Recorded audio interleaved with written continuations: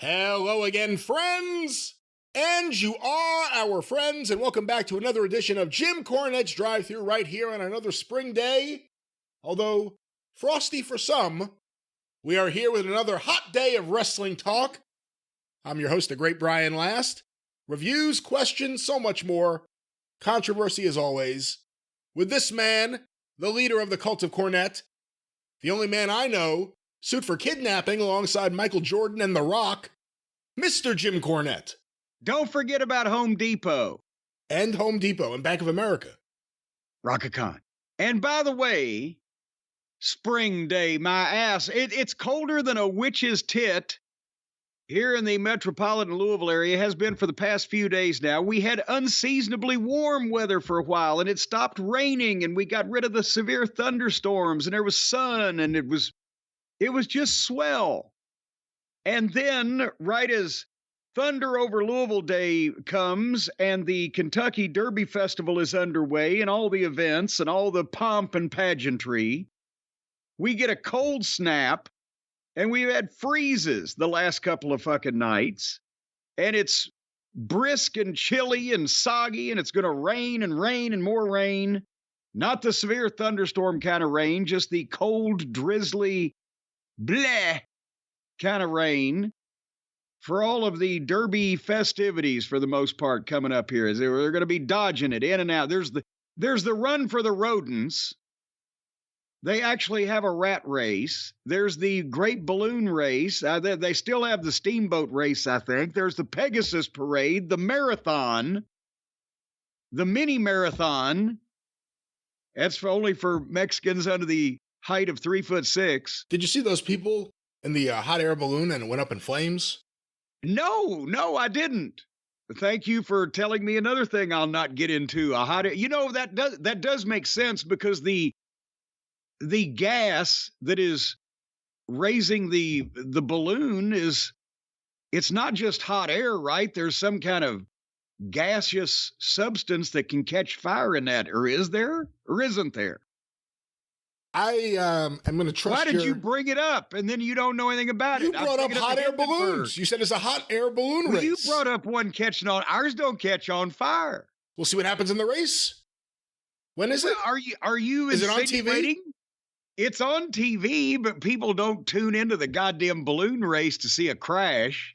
That's more for auto racing. But are you insinuating that somebody might, to get ahead, perpetrate arson on one of the balloons? And if so, are they explosive? You brought it up.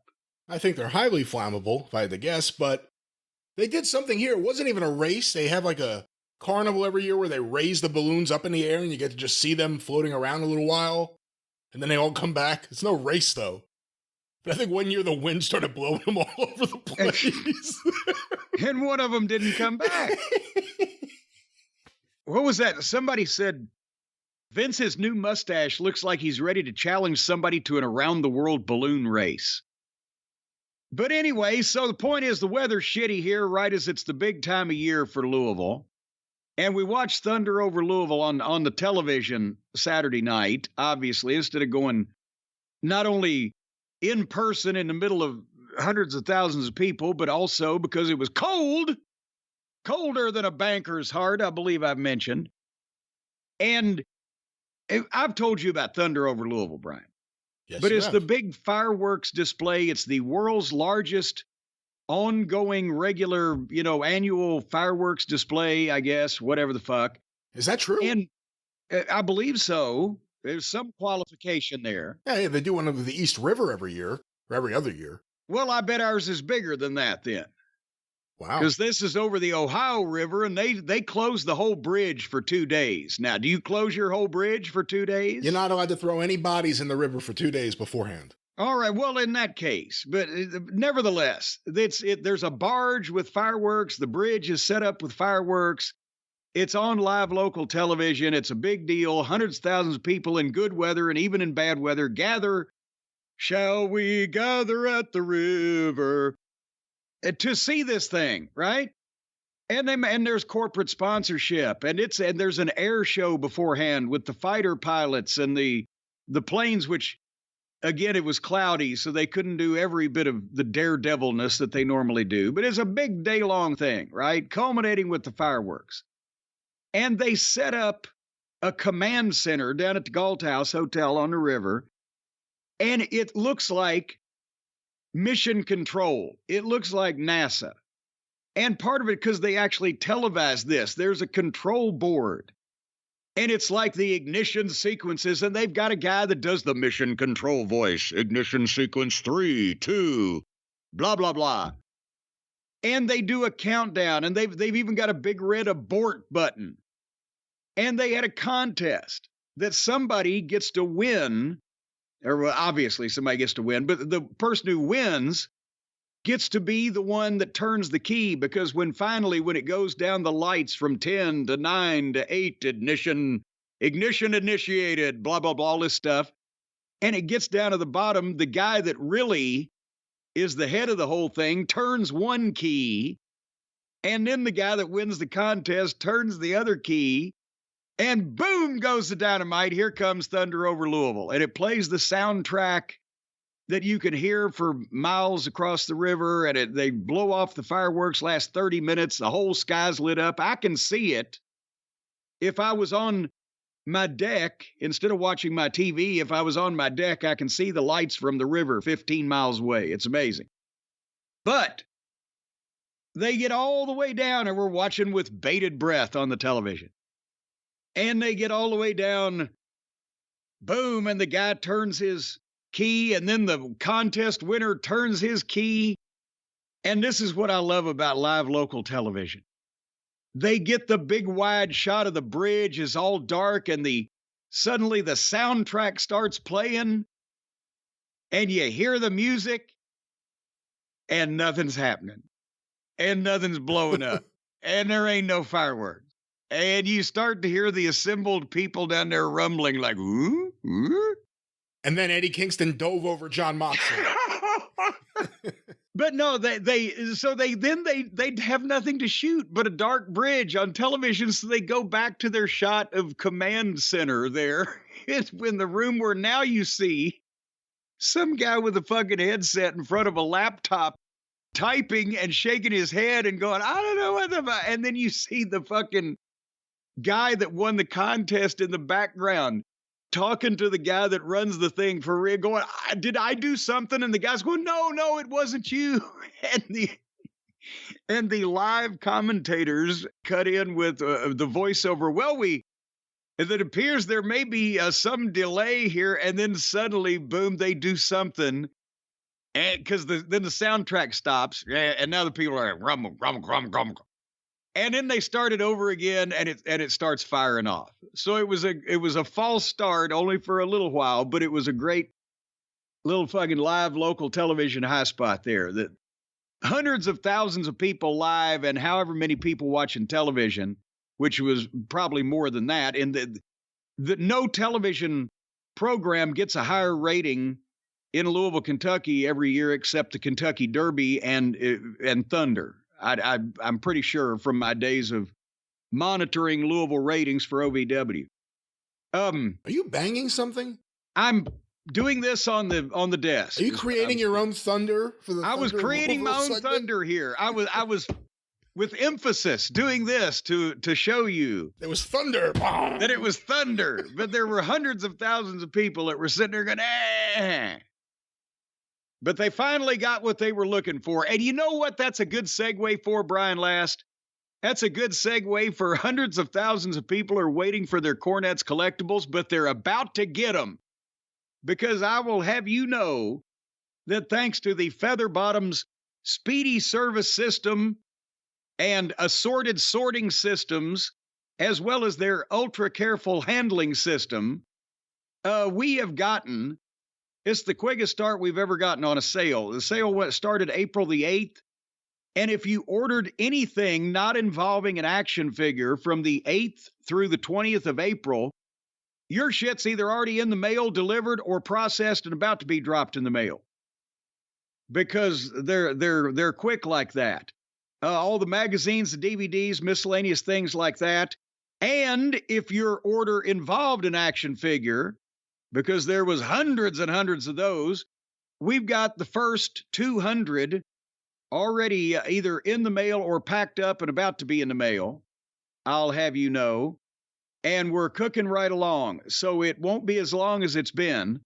Now, it will slow down from here because the action figures, being the biggest item, the one that requires the most careful packaging, as well as the attention to detail on the signing and etc., that does slow us down a bit rather than the magazines and the DVDs. But yet, we've got a good system going here, and there'll be another, I believe, 200 figures in the mail by this time next week, if not more. So, and there's no waiting right now for non-figure items at JimCornette.com. And if you want to get in on the breast cancer pink and black action figure, we are down to the final, I believe, 300, if I'm not mistaken. These things it moves all the time, Brian. It's a fluid situation.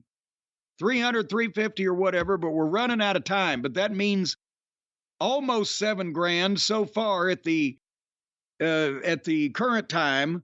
We'll be going to fight cancer thanks to $10 off every figure going to the American Cancer Society, plus the Jeremy Bagley fundraiser, the John Fell fundraiser, and several other things people are doing. But nevertheless, that's a quick sale plug for you. Get them while they're hot. Are there competing fundraisers? Well, they're not competing. They're cooperating, but they're kicking in on various things and encouraging other people to do so because they're good quality citizens that use their left and right turn indicators and care about the populace. I like the idea we could have the listeners have a fundraiser tournament.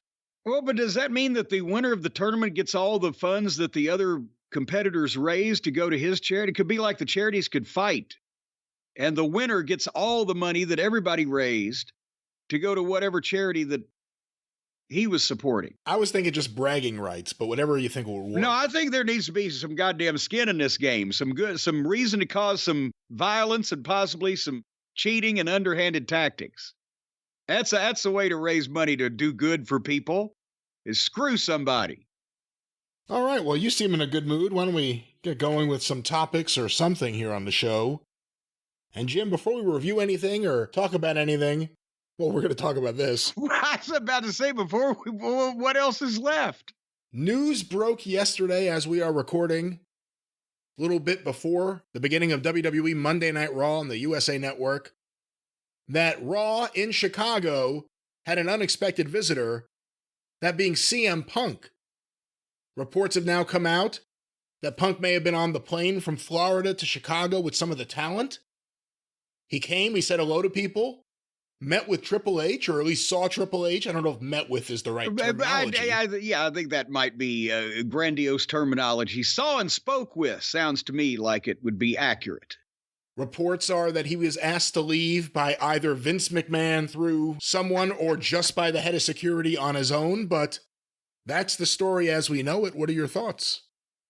Well, last question or statement first. The head of security, I don't care who he is not going to ask CM Punk to leave unless he was instructed to. The head of security for the WWE, whoever that may be, as I said these days, is not going to eject any wrestling personality without either being instructed to or at least asking somebody, is he supposed to be here or whatever? And I think obviously hey, Punk saw some of the boys on the plane and said hello. Oh, why don't you come down and visit? Well, I've got some free time this afternoon. And do you remember when Jerry Jarrett took the Russian to Stamford to Titan Tower when he was still with TNA, when he was trying to get out of TNA and they wouldn't let him go? He said, okay. And he went down and visited and said hello to a few people. And at some point, and I can believe it was Vince, because he's probably the only one that would have if it wasn't Vince, then whoever had the thought probably asked Vince, since Vince was from what we hear, making changes and corrections and additions and subtractions to the rest of the show all day. Not only does he look like a villain, but now we're supposed to believe he's working from some kind of villain's lair where everyone's calling in and yes, he just answers the phone. Yes, do this. And then they do it. No, it's not the phone now. Come on now. We may be jumping ahead, but it's not the phone. This is the fucking 21st century. He's got the big time video screen where it looks like he's beaming in from the Romulan spaceship onto the deck of the Enterprise. But nevertheless, Vince, or someone at a high level, probably made the call that he's under contract to Tony Khan, and this could be a litigation situation. It's not like the old days where some guy that wanted booked somewhere because he wasn't and didn't have a job showed up at the back door and said hello to the boys and sat around to see if anybody noticed him. Punk is making, as we've talked about many times here on the show lately, a large check every week from AEW to sit at home and offer to come back and be shot down by the EVPs that are scared of him. But it's a valid contract where he's under contract and he's getting paid. And if he's there, and it was already reported he was speaking with Triple H, then Tony Khan could, if he was wont to do so, say that's contract tampering. So yeah, he's probably got to go. As well as the fact that it's just the last story before this that we talked about was him being worth potentially $52 million a year to AEW. Yeah, and now that he's heard that as well, give me a plane ticket to Chicago. Yeah, he's like, well, just to let you know, I'm worth $50 million to them, and we may be getting ahead of ourselves. The reports are, we'll talk about later, I'm sure, in the program, that Warner Brothers Discovery Media Limited Incorporated, LLC, or whatever the fuck they are these days, has said, well, we'd be interested in WWE programming. So, I mean, or Punk could have probably already been back to work if the EVPs who have Tony's not only best interest not at heart, but also his balls in their watch pocket, apparently, weren't such whiny little bitches that they sabotage it every time it's come up, and he wouldn't be able to be dangling himself around to other potential interested parties, for fuck's sake. I imagine Triple H is in the back busy doing stuff. It's Raw. I mean, busy, his father-in-law. His dad. It was more like his grandfather, but his father-in-law is at home barking orders to everyone through his evil video screen. Everything's going on. All of a sudden, it's a tap on the shoulder. You turn around. Hello there, pal. And it's fucking CM Punk. Remember when Punk left, he had heat with Triple H more than even Vince. Yes, the infamous line, I don't have to work with you. You have to work with me, or need to work with you. You need to work with me. If you're Tony Khan, how do you react to this? Well, you can't prevent someone, especially under the circumstances, from going to visit friends if they were invited on a personal basis. Punk did not appear on the program or do anything in any professional capacity. You can wonder if you're Tony Khan, and you can have your legal department send a cease and desist or contract tampering or whatever the fuck, and then the WWE can deny it.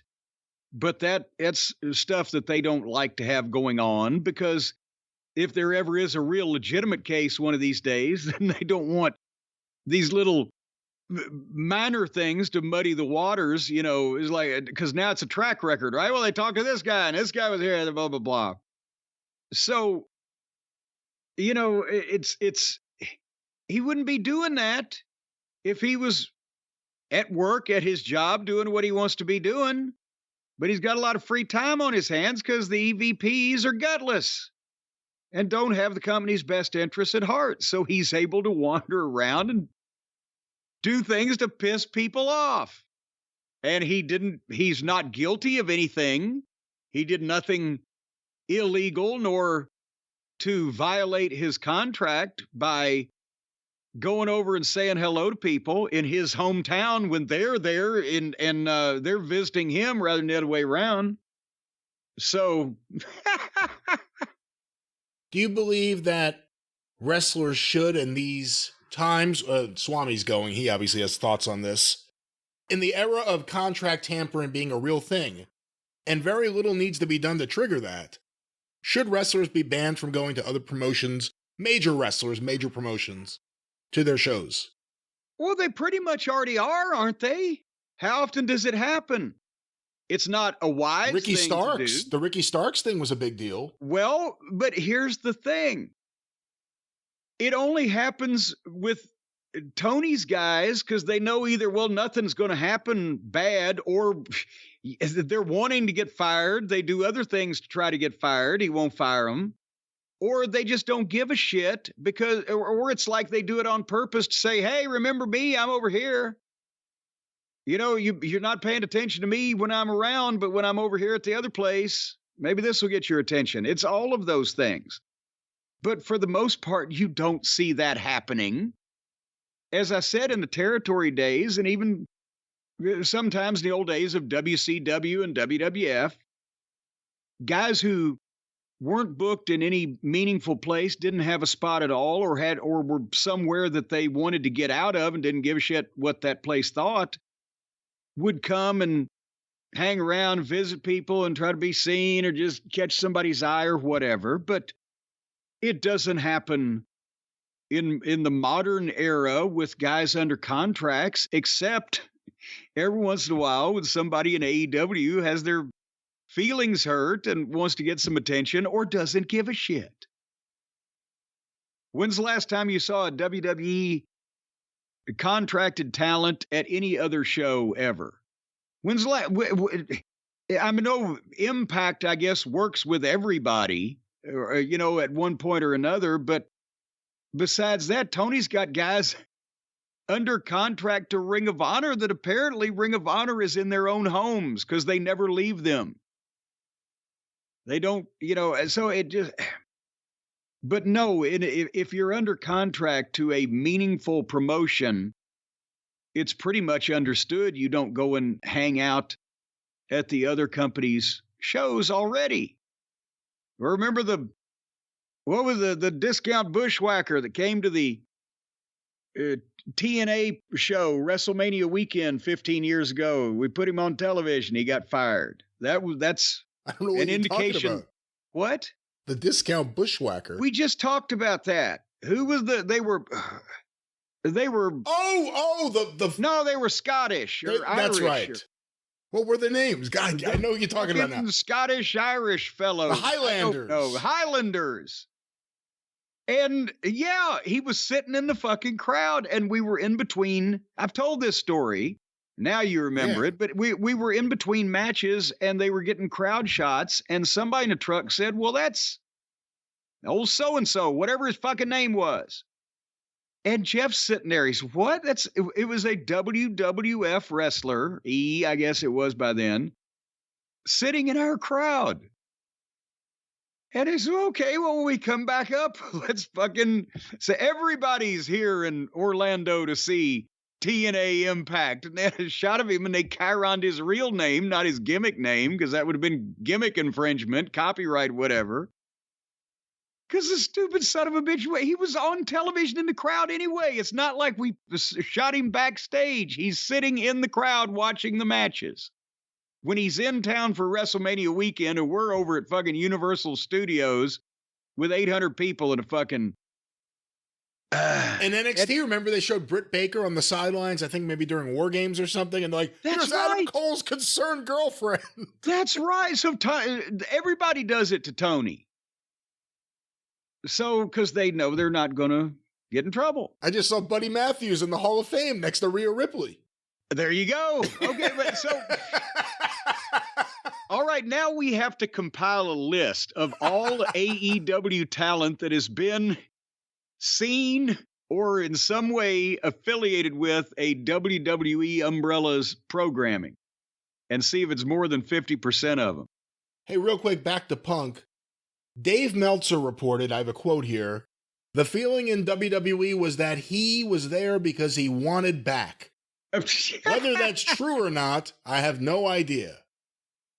Well, I'm glad he was so, first he says, well, this was the feeling, but I have no idea. Why would you want back now if the guy's paying you to do absolutely nothing for him? Now, I can believe he might want back when his contract is up, but he gets away from these fucking children that he's been working with for the most of the last year and a half or two. But again, Uncle Dave has to, well, now he's going hand in hand begging for a job. He has a job. They just won't let him do it. He's still getting paid. He doesn't need to go anywhere and do anything. He came to fucking rattle some cages and visit some old friends and just let people know he was around. Yeah, when was the last time a major salaried professional wrestler got a gig by just showing up? Yeah. You know, son of a bitch, Punk's out there. We forgot that he was still around.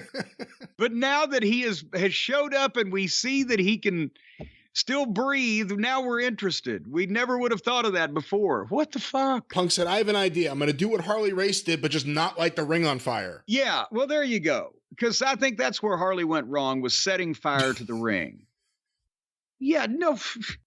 If Punk wanted to go back to the WWE right now, right instantly, get me out of here. I'll tear up my own contract. Just get me out. He wouldn't go to the show and show up at catering to see if he could get booked. We would never hear about it until he made his fucking debut. But he knew that everybody would hear if he accepted the invitation of a few guys on the plane to come down and say hello. He knew everybody would hear about it. And he didn't have to say a word. And that's exactly what he wanted to happen. Hey, Tony, you remember, you're paying me a lot of money and I could be performing for you, or I can be over here saying hello to my friends and you can still send me my check every week. Do you think Punk should go on tour with Raw, where he just shows up at the venue and gets kicked out and no one sees it? Yes, I think that actually 3 weeks in a row, and he would have the most downloads of any wrestling personality on social media in the world. If he did that 3 weeks in a row, people would be talking about nothing but CM Punk, and Raw would be selling more tickets just for the people to be able to get in the parking lot and see if they can spot him. Because it would be it would just be interesting and scintillating, which is what they need shit to be. Well, we will see how this turns out, but the ever or never ending story of the AEW drama / what's going on with CM Punk continues. We will continue to cover it here. Jim, this past week, A&E had another edition of WWE Rivals. An interesting edition because one of the great rivalries, even though it's a relatively short period of time and only a few matches, but Bret Hart and Steve Austin. And I am flipping through my notepad because I enjoyed this program and I want to confer to my notes on it. And again, we go back to 1996 and 1997. 25 years ago, a little bit more now. And by the way, this episode, from what I understand, did the highest rating of any of the Rivals episodes this season so far, at least, I believe. Because it involves Steve Austin and Bret Hart, and people remember the WrestleMania match, but also as we saw the footage of all the promos and the Survivor Series match that gets overlooked and etc. This wasn't Bobo Brazil and the Sheik and that it lasted 30 years, but it's memorable. And you see it again, like you see with most of these Rivals episodes that go back to the 80s or 90s. Grown-ups and badasses trash talking and fighting over shit that is serious to them. And that's the common thread that runs through all of this. And that's why that the 1 hour program on A&E about a rivalry that lasted for about 9 months back 25 years ago between two guys does bigger viewers than fucking any, or more viewers than any first run wrestling program now, except for the three under the WWE umbrella and AEW on Wednesday night. It beats Rampage. It beats Battle of the Belts. It kicks the shit out of Impact and anything else because it's actually good. It's actually real. It's actually believable. It's actually interesting. These guys look like something, and they're violent, and they're motivated, and they're pissed the fuck off. And they can talk. And their shit doesn't look phony, and they're not standing around waiting to catch some goddamn gymnast doing a fucking triple Lindy vault off the uneven parallel bars.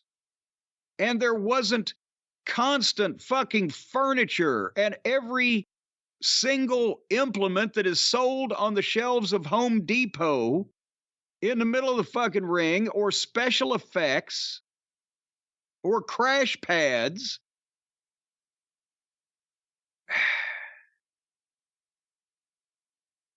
How long ago was this program shot, though? Because Renee Moxley Good was on the panel. And she's over across the street now. What pertinent comment did she have to make? She was there because she was from Canada. So they were constantly going back to ask her if she'd finally joined Team Stone Cold or whatever. Hey, anything to break up Gargano talking. And that's another thing. He was still pissing the bed when come to think of it, fuck, that could have been the fucking Roman Reigns, Brock Lesnar rivals where he was still pissing the bed. But anyway, Gargano, every night he sleeps like a baby, wakes up every hour screaming and pissing the bed. Nevertheless, I love the clips. They set both guys up briefly, Austin more than Bret, since Bret was already pretty much of a star in the WWF at that point in time. And then the Austin WCW clips. I mean, still, people forget he was an excellent worker very early on, and boy, did Bischoff again fuck up and tried to say he didn't have any personality. Yeah, fuck. Bischoff just got, I think, fucking sidetracked with all of his shiny toys he got from Vince to see what was under his nose. And when he got all of Vince's shiny toys, then Vince had to turn around and look at what was right under his nose. You know what did suck, though, as great as Stone Cold is, and even as interesting as his ECW run was, as limited as it was, I loved him as Stunning Steve. He was awesome as Stunning Steve Austin. Yeah. And it was just, we never got to see that ever again. It was just, after a while, it was gone, and there was no coming back. Well, but you know what? Also, the thing, as the hair went, Stunning Steve had to go also. You can't be bald and stunning. I'm sorry.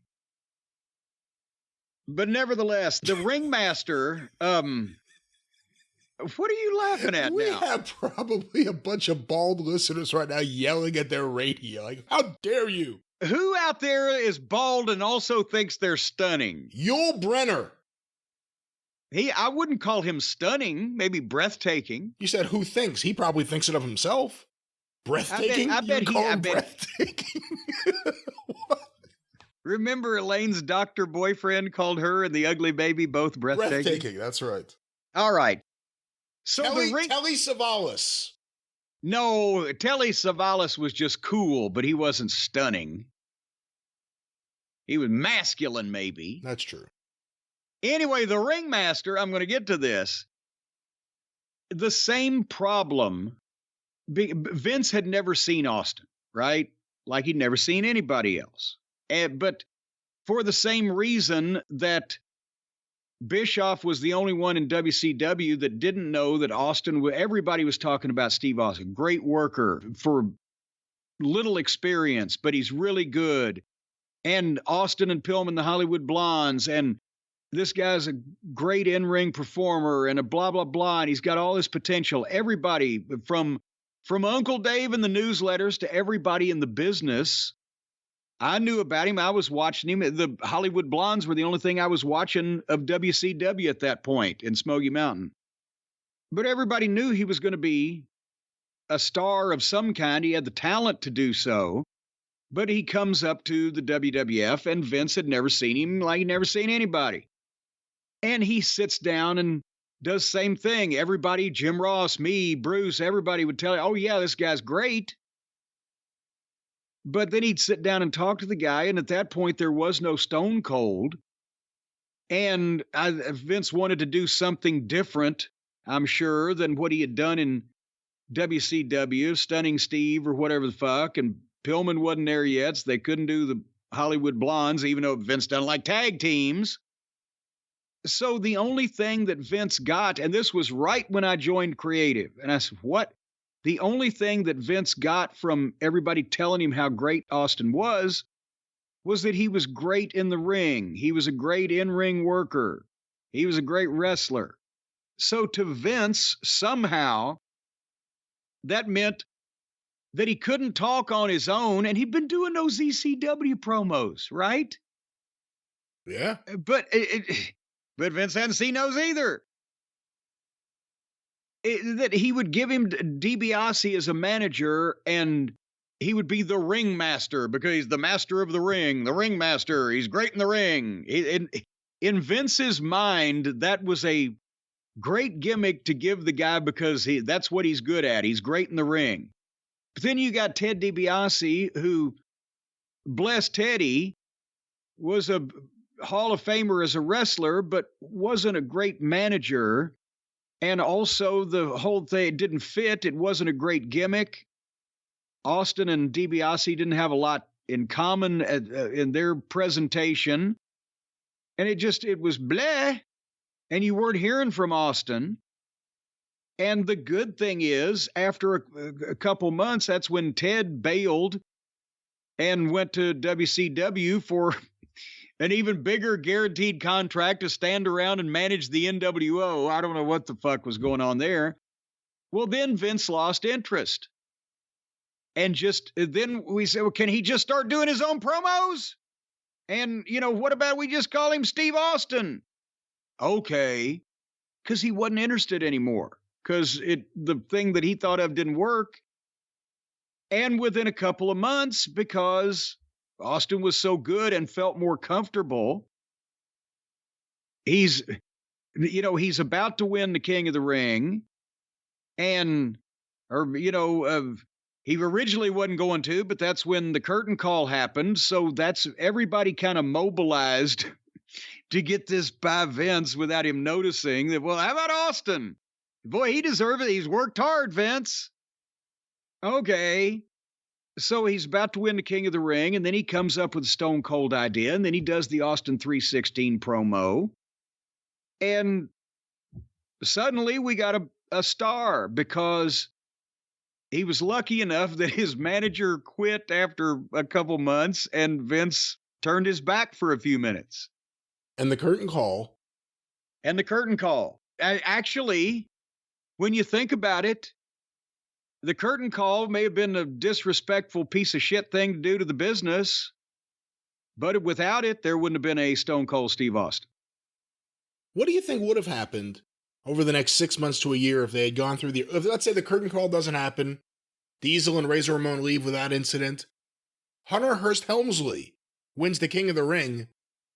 Do you think Steve Austin gets the chance to break out, or what do you think happens? See, you can never tell about something like this because it was his talent and just him that the people liked everything that he did to create himself. But would he have gotten the opportunity to do those things? He would have never said Austin 316 because he wouldn't have been in the finals of the King of the Ring with Jake.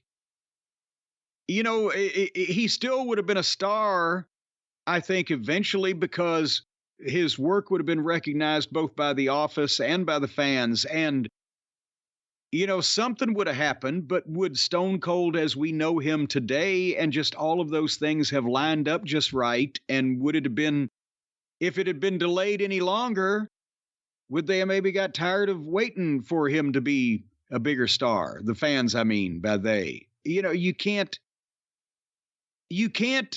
say it wouldn't have happened at all because Steve wasn't just a manufactured, homogenized, sports entertainer that was pushed and got a spot. He had talent and he was good, so he should have been able to get over in a variety of environments. Eventually, something would have caught on, but could it have been that big because that was the perfect time and the perfect way that things happened? That's the question. So the answer is there is no answer. Like you said, the one benefit of the curtain call was that. That's the thing, is that sometimes he's proof, especially, that even if Vince gives you a bad gimmick, if it doesn't go on too long and Vince loses enough interest and you've got enough talent and you get the opportunity, you can show it, but it doesn't happen more often than it does that way, where you never get really a chance to show, whatever the fuck. I understand DiBiase, especially as a heel, was a good talker, but because of his height especially, why did Vince always want to make him a manager?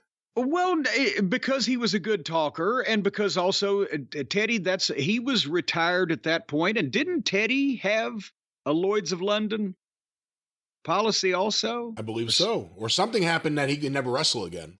Yeah, so he could still contribute in terms of he was a good promo. And everybody knew the $1 Million Man was an ex-wrestler. So, yes, he's 6'2" or 3 or whatever he was. I don't think that was a bad thing necessarily for him. It's when the manager that was never a wrestler was twice the size of one of the guys, and that was an issue. But the thing is, there's, as we've seen with a variety of people, there's a difference between being able to talk and get yourself over as a wrestler and being able to talk and get your talent or your talent's issues over as a manager. And also, to be honest, again, as we mentioned, the ringmaster gimmick was the shits. It just wasn't. And then he gave him the $1 million belt, which was at that point, 10 years previous. And that's when, to be honest, one thing that old Shitstain used to say that I agreed with was that Vince was needed to modernize the approach. He couldn't do the honky tonk man, bless Wayne, did not exactly fit into the WWF of 1997 because of the gimmick being so tied to the 80s. It was retro shit. You can have history, but you can't. It's like now with the LWO, that was 25 years ago, and they're doing it now. And I don't know that there was a big call for it to come back. So Vince would a lot of times go to, we'll give him the $1 million belt and put a Hall of Famer in his corner or whatever. That'll get him over. Well, not really. Not, we want to see somebody different. He doesn't have anything to do with the $1 million belt or the $1 Million Man or the honky tonk man or whatever the fuck. So, that's often a problem with Vince. Yeah, I mean, the ringmaster came in right around the same time they brought in all those guys like Tracy Smothers and everyone and gave them all silly names or silly gimmicks, because one of the scenes where Bret accepts the challenge from Steve Austin, there's T.L. Hopper next to Steve Austin in the back. Yes. And again, I won't go off on a tangent here, but I will. None of those guys were meant to come in and have gimmicks at all past the ones they might have already had and been using as their name or their, gimmick that they wrestled under. It was meant because Vince was constantly complaining about we have no variety because he had the smallest talent roster through whatever reason. Early 1996, there was almost nobody on the roster. It was like 15 guys on each side. And you couldn't have TV matches that were different from your arena matches that you expected people to pay to see back in those days. That was still, that and pay-per-view was the primary revenue source. So I said, let's bring in, on not a full-time basis, but a part-time basis, recognized wrestlers from different parts of the country to have competitive TV matches with our stars and put them over. You bring the guys in, get them a win or two on television to establish they do beat someone sometime. And then if you don't beat it to death, you can have them do 3 or 4 jobs over a period of 3 months on television to bigger stars, have good matches, blah, blah, blah. That turned into, let's take all these guys, give them ridiculous names and fucking ridiculous gimmicks and beat them on TV every week. So they became the same as the job guys we had fucking previously. But that's what was going on there. Yes. The goon. Poor Bill Irwin, because in his interview with Vince, he made the mistake of saying he had played some hockey because he's from Minnesota and he'd played some hockey in, I guess, college. And he became the goon trying to fucking walk around on goddamn ice skate looking fucking wrestling boots. If I had an interview with Vince, I would just say like exactly what I wanted to do. Like, so tell me, about your life. Vince, the only thing I could say to describe me is I love being on vacation. I just love vacation. The only thing I want you to think about is this man loves being on vacation in tropical locales. Next week on Raw, the debut of traveling man Brian Last. And then you never show up. You're always in a different location. Well, you send in videos because you're on vacation. And by the way, when they used to say, when Walter Cronkite was ready to step down, the most trusted man in America was ready to leave the CBS Evening News after 30-something years in broadcasting or whatever, highest ratings in television news. The last year or two, he had a lot of guest hosts of the program, and they would say, Walter Cronkite will be back next week. Tonight, he's on assignment, or whatever the case. Well, he had named his boat Assignment. So every time they said Walter Cronkite is on assignment, he was on his fucking boat. Anyway, back to I was like this guest host. I was like the guest host, like, tomorrow you'll be joined by Joan Rivers.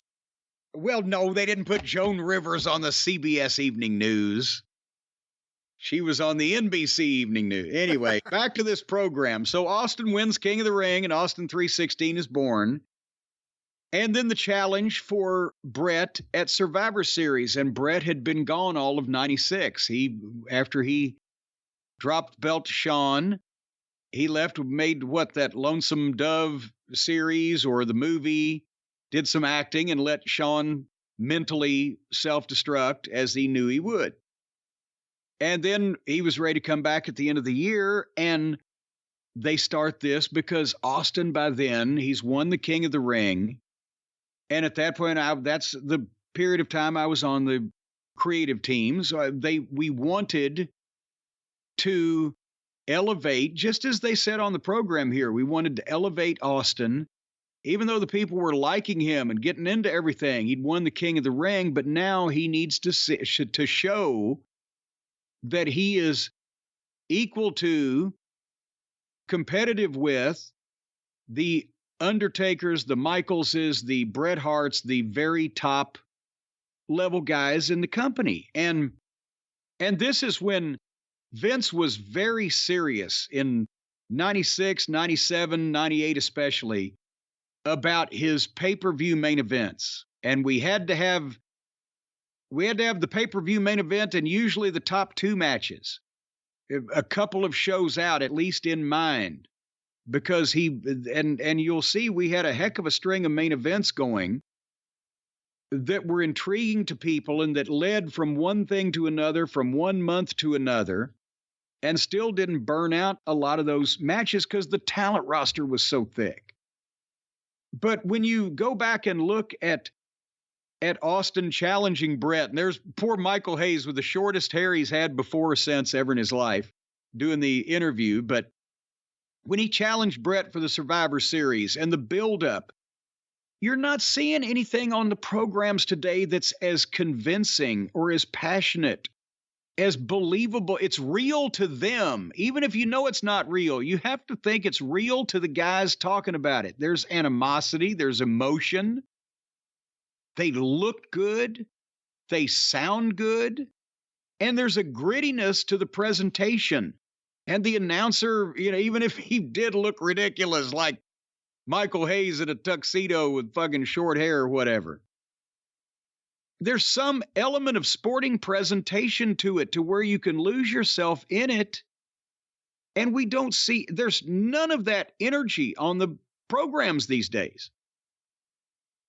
And so the Survivor Series 96 match, and you're a Bret Hart aficionado, a par excellence, but my favorite is the WrestleMania match that they covered here in a moment, and most people's are, because in my opinion, the best WWF match maybe ever. But this one wasn't fucking, bad to begin with, either at Survivor Series. It just gets overlooked. And this was when Bret was on the tail end of being a babyface and Austin was still the heel. And slowly those things would reverse themselves over the next 5 months. But that match was, and Bret beat Austin with a quick roll up. So Austin had a gripe, but he had established himself as being competitive. Your thoughts? It wasn't a quick roll up. Bret pushed off the ropes and went head over heels while Austin still had him. Right. And was able to pin him. It was a very Bret always had memorable finishes. Yeah, it was well, that was the version of the old who did it? Was it Stasiak and Morales? That was the full Nelson. Instead of the Austin had the fucking hold, the Cobra, $1 Million Dream, whatever. And then Bret kicks the turnbuckles and rolls up over the top of him. But that's what they did with Stasiak and Morales when they switched the title in 73 with the full Nelson, right? This was the only match that mattered that night at the Survivor Series. Even Shawn and Sid, that was the famous night where the fans were more into just booing Shawn out of the building than what the match actually was. Sid was the most popular wrestler of all time that night in Madison Square Garden. Debut of The Rock. But the build-up was serious. You wanted to see Bret come back. Bret came back with a classic match. You say it's not the WrestleMania match. It's not. But it's an excellent match. It is an excellent, excellent match. And that's, as I said, it gets overlooked because of the other one. But, and then the starting of the build to Mania 97, and with the Rumble in January, and finally we get the collision of Austin, and he's made the big statement. I forget how many people he had dumped. And then here comes Bret. And again, Pat Patterson was so instrumental in putting this match together as he was with a lot of the Rumbles. But it was perfect because, again, the Rumble during that era started really developing as the build to WrestleMania. The winner gets the shot, or whatever the case. And, again, the roster was so thick. You had so many stars in that fucking thing. But Bret and Austin were the stars of it. And the finish was simple. Again, because Bret dumped Austin, but the referee didn't see it. And then Austin dumped Bret. And because it was still babyface Bret and heel Austin, the finish worked, but Bret had a reason to complain. And he started complaining, and he didn't stop complaining. Because at first, we weren't planning this at this point months and months in advance, because a lot of this was reacting to how the fans were taking everything. And remember, I said, for example, after Montreal, Vince thought that he would be the babyface the first week on television when he gave his side of the story. And, and no, fuck you, we're not buying that. Well, he could also see when Bret did have a legitimate complaint, he's been screwed, a fucking heel goddamn screwed him. He really did eliminate the heel first. But because the people were starting to like Austin so much, that's when he encouraged Bret to keep complaining. Because I don't even know if Bret really realized fully, he got with it. But at first it was like, okay, I should complain. I got screwed. But anyway, the sympathies of the fans slowly started reversing. And I get the part that I was surprised at to this day, or maybe they just did it for the program. I know that Austin really, I heard that he really reacted this way, but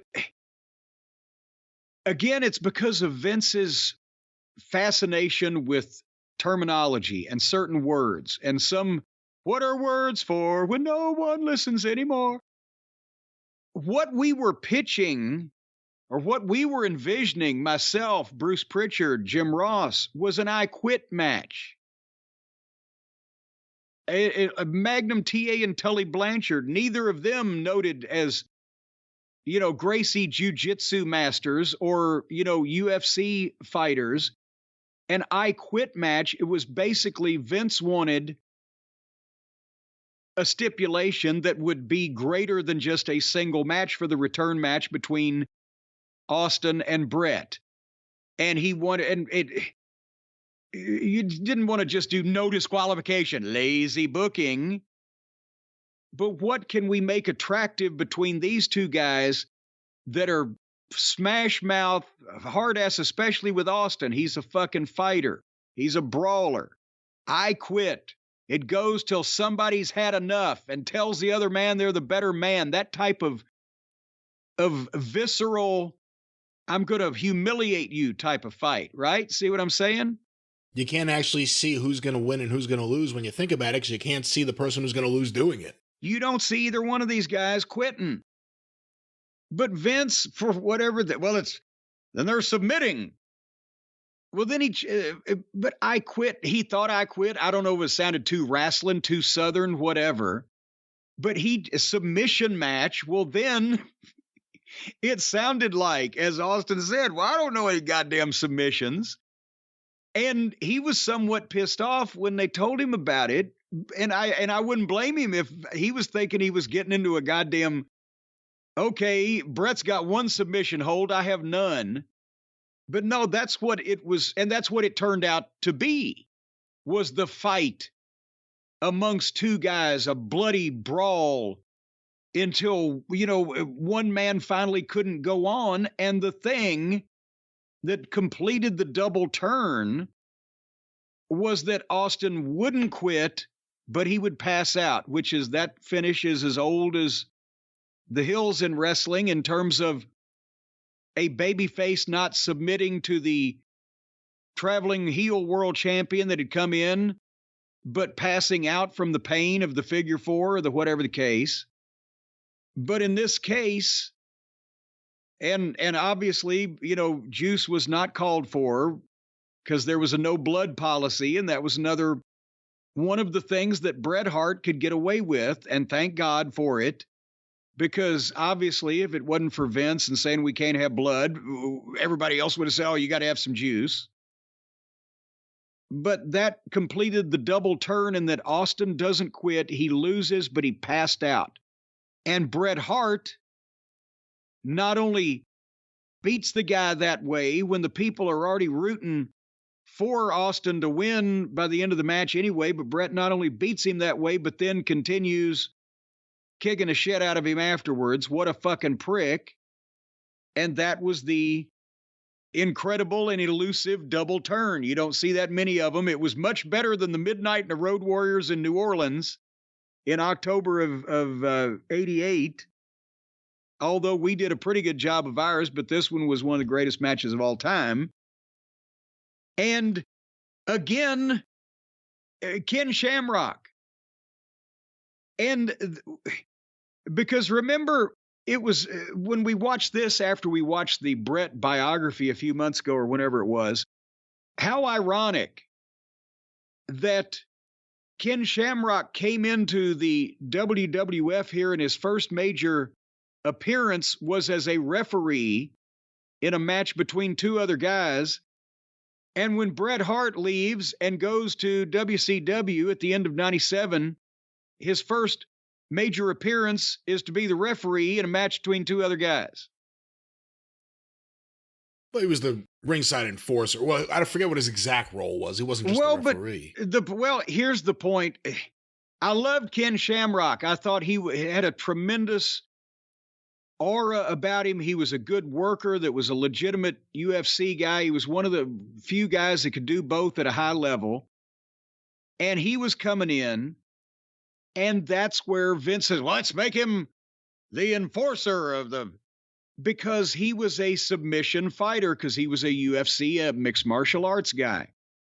I was not in favor of, like I wasn't in favor of debuting Bret Hart as a referee, which I thought was ignorant. I wasn't in favor of debuting Shamrock as a referee in a match, but since Vince had the whole submission flavor thing going, it ended up that's why that kind of fit. Okay, I guess we can do that.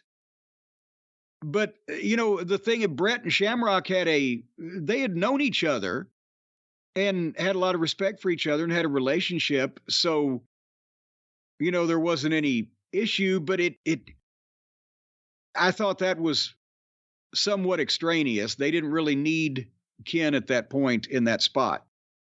But again, like, a fight from start to finish on that match, the crowd had turned by the end. The fact that you didn't ever see blood at that period of time, except in a couple of Bret's matches, where he either worked his magic and told Vince that it was a hard way, or he just took the heat for it. So that made it so special, and the iconic image, and an incredible sell job. And when Bret says it's the best match of his career, and Bret don't often talk about the rotten matches that he may have ever not had, but when he calls something the best, that's saying something. And, but that's my final thought, and I'll let you say something on the Rivals episode. So this rivalry lasted for 6 months, and then 6 months later, Bret was gone from the WWF, and they never wrestled again.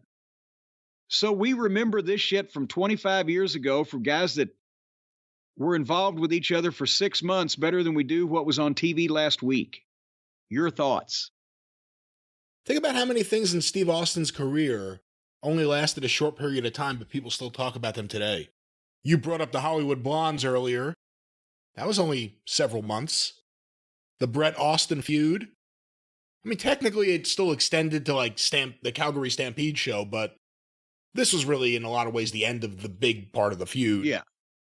There are a lot of things in Steve Austin's career that were so memorable, but really were just short periods of time. Well, and one we'll talk about probably on the Experience this week, Austin and Michaels, which was... Another one that was just a few months. I was about to say a hot rivalry of, can we get him in the ring to drop the belt to Steve? And that, but everybody remembers it because of Steve Austin and Mike Tyson. So... And the fact that a lot of people were watching television at that point in time. Well, Jim, a lot of people were watching television. A lot of people saw that image of Steve Austin with the blood dripping down his face. It was called iconic by several of the people, one after another, seemingly, on that panel. One thing people don't talk about when they talk about that image, nose hair. No one talks about Steve Austin's nose hair. That's a great point, because, boy, when he reared back, and you could see right up both nostrils, the east one and the west one, or was it north and south? I'm not sure. But nevertheless, you could literally see a forest of nose hair in between the blood and the sweat and the tears. And that is never good, folks. When it looks like you have taken a gerbil and stuffed it up your left nostril, it's not good. When you walk around and it looks like you've got an SOS pad from the kitchen hanging out of your nose, it's not good.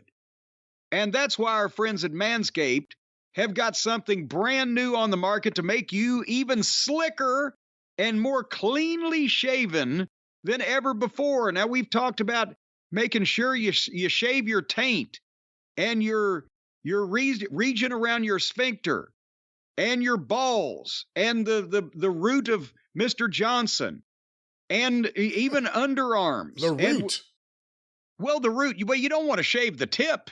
If you have to shave the tip of your dick, you need to be making some kind of movies. I don't know what to fucking tell you there, but you want to get the weeds from around the root.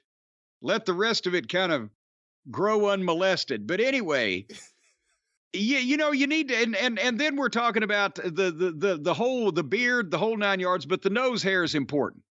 And that's why the brand new Weed Whacker 2.0 ear and nose hair trimmer has been totally revamped with a new and improved blade and motor. And dare I say this to you, ladies and gentlemen, the best ear and nose hair trimmer ever. Now, of course, you got the hair coming out of your ears also. It looks like potentially you've gone to sleep in a low-income environment and some kind of rat or mouse or furry thing has crawled into your head to take respite.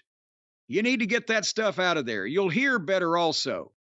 And it's cordless, rechargeable. It comes with skin-safe technology, which reduces nicks and snags and tugs. Although, let's be honest, if you've got enough hair in your nose or in your ears that you're going to be tugging and snagging a lot, then you might just need to go in there with a goddamn weed eater.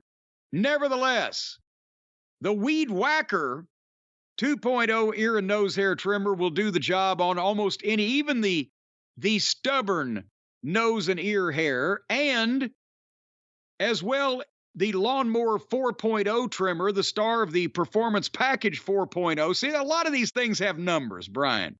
They got numbers. The Weed Whacker's up to 2.0. The Performance Package is up to 4.0 with the Lawnmower 4.0 trimmer. I'm still at 4.5 on the measuring stick, but nevertheless, so you can go right now and get the Performance Package 4.0, which has the Lawnmower 4.0 trimmer.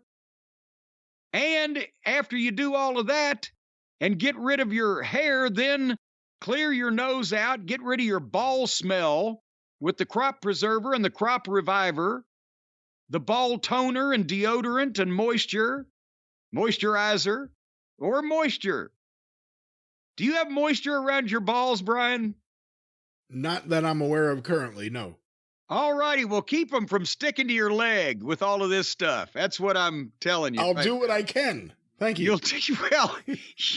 Because right now you've got them tied up in that gimmick sling you've made for them to keep them, keep them up, supported up there and away from your legs and things that they'll bump on as you walk across the room. Well, you can let go of that sling and you can just put some Reviver on them and some Preserver. Let go of the sling. I'm holding the sling up with my other hand, or with, well, not my other hand. I'm using a hand. Have you ever had my ball sling? Have you ever had to take your fucking hair dryer and just in the summertime, you just get out of the shower and you haven't shaved your crotch in so long, you have to take your hair dryer and before you get mildew down there, dry the hair around the boys? I've never had this problem. Have you ever lived in Louisiana? See there, well, let me tell you something. Anyway, and right now, folks, the fine folks at Manscaped also have the brand new Beard Hedger Pro Kit, which contains +9 or 9+ products, plus wet goods. Apparently, this contains more than 9 products and wet goods. And it's everything you need to craft your set. Well, they've got the beard moisturizer and the beard conditioner and the beard snood and the whole thing where you can, do everything with your beard. It's a support system that keeps, sometimes if you wake up, you've got a long beard, say down to your crotch or so, and you wake up after a hard night's sleep. Well, that beard's everywhere. If you put like a snood around it, it's like one of those things that slips over the front of a sports car, and it keeps the bugs off the bumper. You've never had a beard. What's the most you've ever grown your beard? About what it is right now, about 6 or 7 days. What would it take for you to give it 3 months? I can't do that. Why? Because any time past 7 days when I'm laying in bed and looking up and watching television where my chin is next to my chest, it's itchy. So I got to have that area cleaned out at least once a week. It's my TV watching That's position. The reason? I'm laying on my back. That's the most bizarre reason. And I'm looking up, so my chin is on my chest. and it gets itchy. So I've got to have that area, and it would be funny looking if I just shaved that and left the things on the sides and everywhere else go free. Maybe you're using the wrong kind of pillow. It sounds like you're pushing your head. You're going to hurt your neck. It sounds like you're pushing your head too far. No, because I've got to look up over the top of my bifocals because I can't look through the bottom of them because that's the close-up part. So I got to look through the top of them. So I got to have my head perpendicular to my body. But folks, you can go right now to Manscaped.com and get 20% off and free shipping with the code DRIVE. 20% off and free shipping of what you say? Everything I was just talking about. Whether you need to trim your nose or your ears or your asshole or your buttocks or the stem or stalk of your dick or your whatever hole you have. The root or the stem or the stalk. But not the tip. If you have a hairy tip, by the way, contact Manscaped. They may want to sponsor you immediately. You know, as a matter of fact, and we will chip in $150 just to see it. What? Anyway, go to manscaped.com. No, we won't. Code word DRIVE, 20% off and free shipping. You wouldn't pay $150 to see a hairy dickhead? No, I'm all right. I could just visualize and think, I don't need to see. Thank you. I'll save the $150 and go to Nathan's. Now, you know somebody's going to send you a picture of shit stain and say, here's a hairy dickhead. Send me my $150. 20% off and free shipping with the code DRIVE at manscaped.com. That's 20% off and free shipping with the code DRIVE. It just get your swagger back with Manscaped. That's what they're saying now on this copy here. So that's what we're saying. Get your swagger back with Manscaped. Right? That's it. Manscaped.com. Use the code DRIVE. That's it. Well, Jim, coming out of Manscaped, and now that I think about it, it's a horrible transition, but Jim, we wanted to wild card, as we say here on the show every now and then, something that was unexpected, but something we thought was worth some time to check it out because a lot of people were talking about it. You thought. Well, I think that if a lot of people are talking about something, it's worth checking it out before you either dismiss it or praise it or whatever it may be. But this past weekend, Stardom in Japan ran a show, All-Star Grand Queendom. It was, I believe, their biggest show ever. I'm trying to see if there's a crowd listed. 5,539 people attended in Yokohama. Well, I saw 14 of them on the video. It's a quiet audience, and they usually film these rooms very dark for whatever reason. Not just them, but every New Japan does the same thing.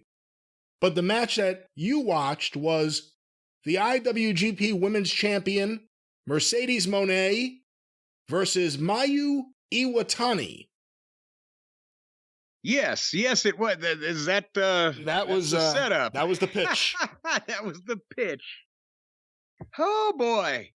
So I've seen Uncle Dave report on Stardom, and it's supposed to be, I guess it is, the biggest ladies promotion over there in Japan, affiliated with New Japan, correct? Owned by the same parent company? Owned by the same company, yes. So that they got a budget, no doubt about that. No, the reason I said I saw 14 of them, they shot, the hard camera is directly across from the entranceway. There's 5,000 people in that building. You don't see any of them on the hard camera at all. That's right. There's nobody on the other side of the ring. It looks like they're wrestling in a fucking airplane hangar. And that was an odd artistic choice, if nothing else. And I've never seen one of these shows. and you sent me the link from an unnamed source, and it was 6 hours long. And you helpfully said, well, start at fucking 4 hours and 50 something minutes or whatever. But as I had to just click ahead about an hour and a half, right? Just see where I landed. And I can tell you, I'm never going to watch an entire one of these shows because I landed somewhere where there were like 8 girls in the fucking ring just staggering around, throwing kicks and chops and various things at each other that may or may not have landed. I don't know what the fuck was going on. But I get to the Sasha Moné match. Mercedes Moné. Well, yes. And actually, she pronounces it money, if you noticed when she was talking. Well, I tried to not listen. They have a budget. It's shot very high tech. As I mentioned, you can't see many of the fans. The commentary was in English. Some girl and some guy with English accents. And the first thing I noticed are those, if this was tennis, they would be ball boys, where when somebody misses, they run across the court and get the ball, right? And then run back to the sidelines. They have ball girls. Like they run around, and when the girls do a dive out of the ring, the ball girls get in between the wrestlers and the front row and help catch them and make sure they don't land in the front row. Is that what I was seeing? Well, I think they have just the same way Japanese wrestling companies always had young boys. I think it's the same concept. And if they never caught the fucking guys. Well, they were. Giant Baba wasn't diving off the top rope into the crowd. I'm sure if he was, he would have said, "Tenryu, catch me." I never saw anybody catch Tiger Mask. Well, that's a little different. They stayed out of the fucking way. He was moving very fast. And these ball girls were also kneeling around the ring, clapping on the mat to get the people going during the quiet spots. Isn't that kind of like cheating? Cheating how? Artificial fucking. They're not managers. They're not participants in the match. Did you ever see the young boys during Fujinami and Kingo Kimura start slapping on the mat to get the people going because they were on their ass? No, I don't remember that. Yeah, I don't know. So anyway, as far as the match, honestly, they didn't fuck anything up that I saw. I think Sasha went for her finish once that the announcers kept saying, whoa, she didn't get all of it, but I don't really know what it's supposed to look like anyway. But they hit harder than the U.S. girls matches. They definitely are laying the kicks in. It was a modern style match. It just was better than what we see on AEW television and some of the, more middle card dreck of the WWE girls, but it was still did I mention a modern style match? They did shit. Countless moves and kicks back and forth over and over. And it started dragging for me because it all looked the same. And then, there was nothing wrong with it if you like women's wrestling amongst, one girl that you might know and one girl that if you're a big fan of Japanese girl wrestling, you've probably seen her, but unless you speak Japanese, you probably don't know too much about her personality, so they're doing moves. And Sasha gave her a big move, and then she popped right up and gave Sasha a big move. And then old Maya hit a tombstone pile driver on Mercedes, I'm sorry, but didn't cover her. Was going to go climb to the top rope, but Mercedes, who had just got tombstone, grabbed onto the girl's leg and wouldn't let her go to the top rope.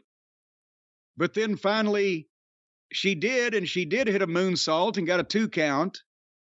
And then she got up. Too many pronouns, pal.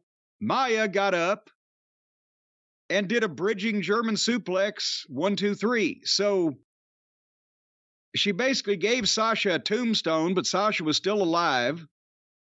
So she fucking stomped her or whatever she did, and then hit a moonsault, got a 2 count, and then just picked her up and did a bridging German suplex, got a 3 count.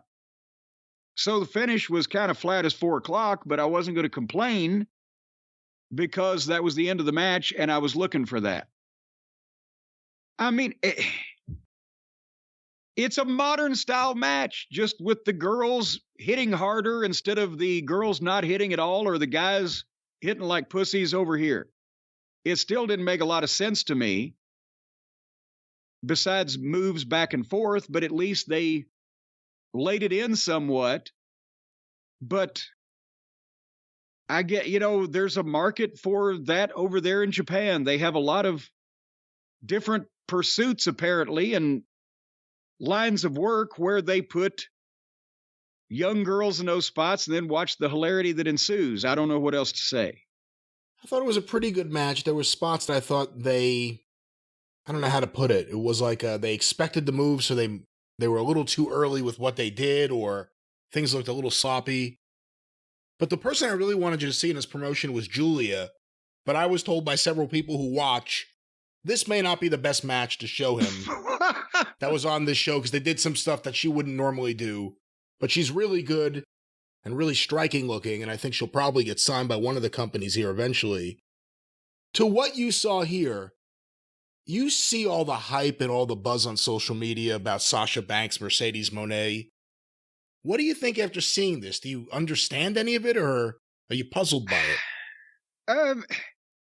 I'm not necessarily puzzled, because we've figured out that there's a lot of people on Twitter and or social media in general that are very dedicated to a lot of things that you scratch your head and go, boy, why would they like that? So that's not puzzling. And, I mean, I don't see her as being the biggest women's wrestling star in the history of the world. I'm not sure that I see that she's, the biggest wrestling star, a female wrestling star, right now in that company, maybe, because, I mean, she's been there, 3 or 4 times. They were trying to get an American audience, which they apparently have to some extent, but I would think that the girls that the primary audience knows would still be the most popular in that company. The Meteora thing she does is cool, but she's going to destroy your knees. I don't see anything to write home about. I'm sorry. What else can I say? Not much, but a couple of follow-ups for you after that. And again, when there's a big Stardom match, we will check it out and give it a fair chance just to make sure that we're seeing what's going on. But you brought up that the girls in the Stardom match were doing the modern style. This is a problem across promotions. Almost every wrestler, same style, same type of things. Let me run past you. Let me throw you this way and then turn this way. Here's my kick. I mean, it's the same kind of stuff you see everywhere. It's video games. How do you break that? I don't know. They all play them. And I guess that's what they all look like. So that's what they think fighting is supposed to be, is a video game. Because, at least when we had athletes and or just tough guys getting into the business, they knew what a fight was kind of supposed to look like, because they'd been in a bunch, so they could kind of replicate that and the emotion that you're in while you're in it. I don't get the idea that a lot of these guys in the business now ever get mad. And I mean, really mad, not like, he hurt my feelings. I'm talking about, I'm going to get that motherfucker. I'm going to squeeze his neck till his britches are fucking full. No, they go to HR. That's called getting mad. Well, then they can't simulate it when they never fucking do it. And so that's it. The matches look like video games, and they're trying to recite dramatic monologues instead of getting mad and trash talking somebody. And that's why it looks like it all takes so long and it all blends together to me. Jim, another follow-up from earlier in the show. Can a manager be too tall? Well, obviously it would look somewhat ridiculous if the manager was comically tall and the protege was abnormally short. Many times, there's been a pairing where people would say, oh, geez, the manager makes the guy look small. Gary Hart was about 6'2", 6'3". But at the same time, there was intimation that he had started as a wrestler, because he did, but it was so early in his career, and he didn't work anything past the occasional gimmick match after he was in the plane crash. But I mean, it depends on who the guys are. For example, Bulldog Brower was like a short, squat guy. He probably was 5'8", 5'9", but he was 300 pounds. It just depends.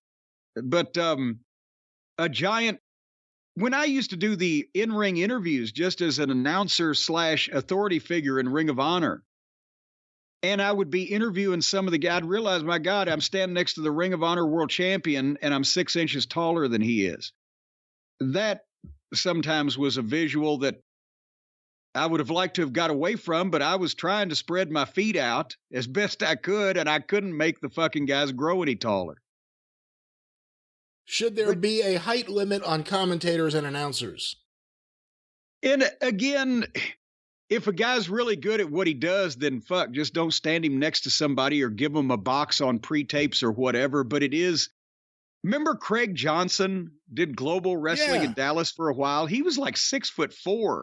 He was good too. I liked him. Yeah, he did a good job, but he was very large. And what was it? Scotty the Body, Raven, when he was still Scotty, was that he had the line, "You're the biggest Johnson I've ever seen." It is an off-putting visual sometimes, but then again, Mark Lawrence in World Class, he was probably about 6'2", as I recall, but he was very thin and pale and unpredisposing, a figure in person. So it's not like he was intimidating in any way. So that kind of works. You just have to kind of see it and stay away from it if you can. Mark Lawrence is pretty fascinating just because there's a blandness that is so genuine. Yes. That other commentators have never had. You watch him and he's impersonal and cold in a weird way that no one else as a wrestling ring announcer has ever been, ever. Well, and the thing is, he wasn't putting that on, and he wasn't a bad person either. He's a very nice guy, but he was as Jim Ross said about Bob Caudle one time, he's the epitome of a white man. He was real reserved. He didn't cuss. He's a preacher, I think, of some kind, or a minister or whatever. It just very like a white bread, unflappable, nerdish in a good way kind of guy.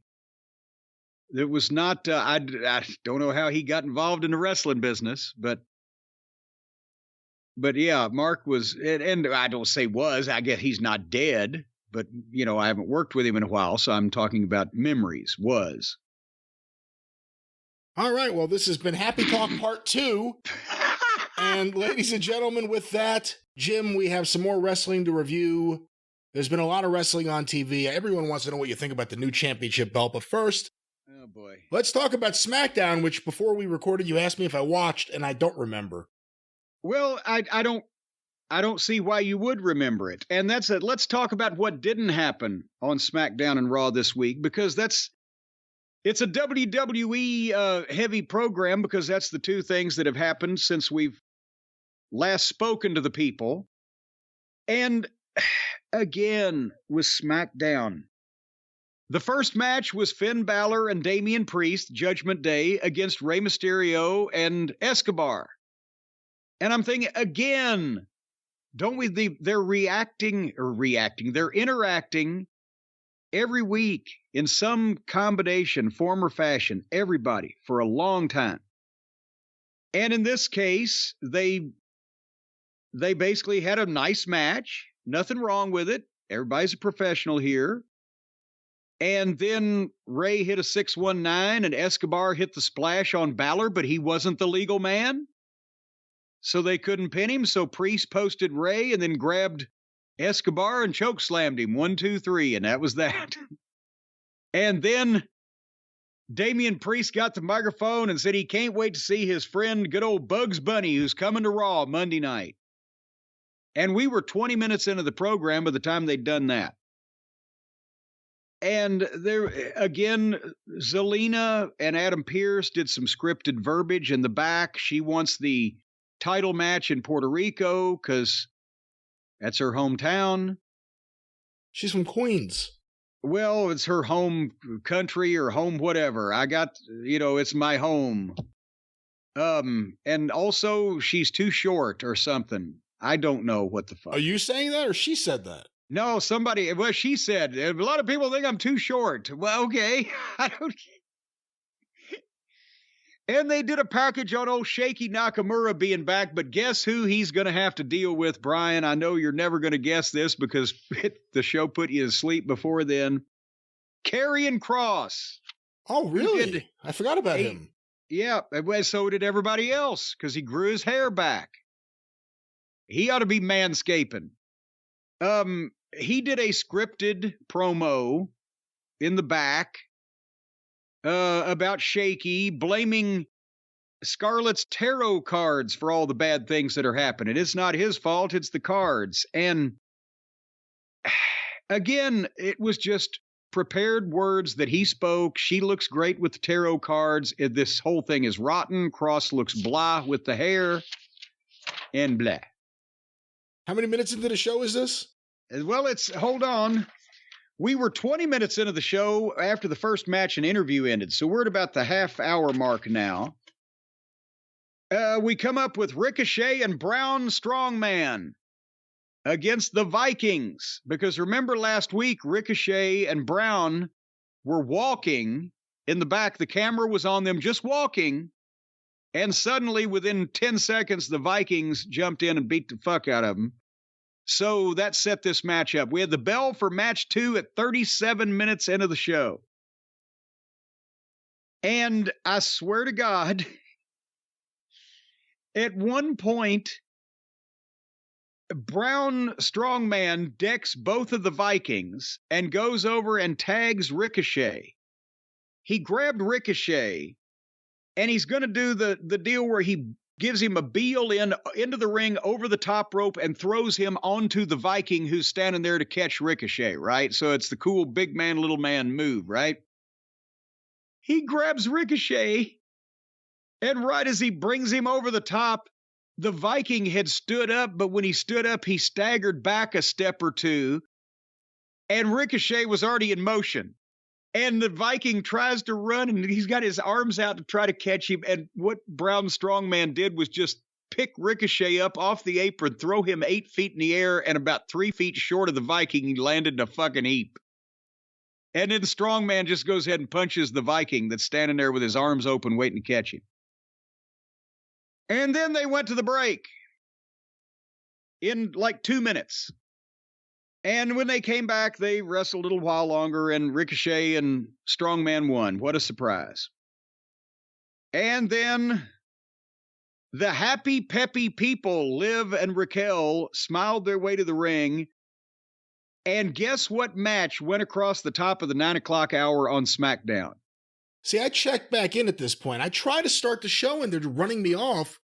But I'm like, something has to happen. You know, they have multiple hours of programming. Uh-huh. So there are different points. You check back in, 30 minutes, 9 o'clock hour, whatever it may be.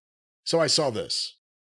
Liv and Raquel against Cruella and Chelsea. That is the star power they feel like that is putting their best foot forward for the 9 o'clock hour on a network television program. And then I left the room again. And there you go. And then they had Riddle in the back, still dressing like a novelty condom and giving mushmouth comments. And then I actually watched a match for the Intercontinental title, Gunther versus Xavier Woods. And again, the New Day, and he came out with a trombone. People wonder why nobody gives a shit about wrestling anymore, because it looks like the wrestlers don't.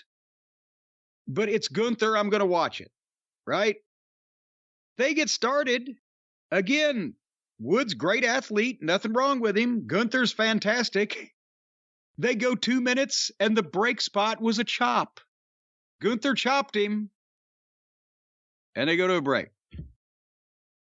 So when they come back, he's getting heat on Woods, and again, Woods sells well. He's got fire. Gunther's aggressive. I love the way he manhandles people. He doesn't just do the soft laying on of hands that a lot of people do these days. Xavier makes a fighting comeback.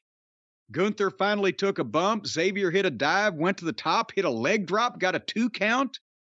They went back and forth. Xavier hit a couple of false finishes, and Gunther trapped him in a sleeper and put him out. So at least there was a little bit of wrestling on this program. You didn't see this either, did you? I did see some of this because I like Gunther. I'm not a fan of the New Day, but it was a good match.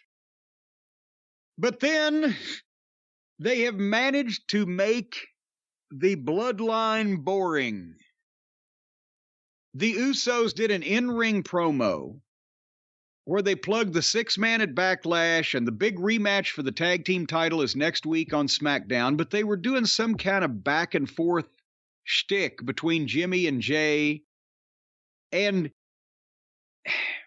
it seems like that they're out there trying too hard to either talk the people into caring about this now or protesting too much that they're going to win the titles back. They're trying too hard. They weren't trying before they were doing it. Everybody was interested in what they had to say and whether Sammy was going to finally turn or not, and whether Cody was going to win the title from Roman. And now the Usos especially are not the strongest promos in the group, and when they're out there by themselves, it looks like they're trying too hard to stay over. Does that make any sense? They're trying too hard that I can see that it's almost like they know, shit, we're not getting these people now. We got to yell louder, try harder. WWE at the press conference after WrestleMania have been insistent since then that this was the way they intended to go, that it wasn't Cody winning the belt and more bloodline inner drama coming out of that. It was this, and now we're weeks after WrestleMania, and like you put it perfectly, I'm bored with the bloodline. We haven't even seen Roman Reigns in a while. We'll talk later on about what announcement Triple H has made, which changes the way you perceive Roman Reigns in a sense. And I've said it before, I'm getting a little tired of Sammy on the mic. There has to be something new to do with everyone here.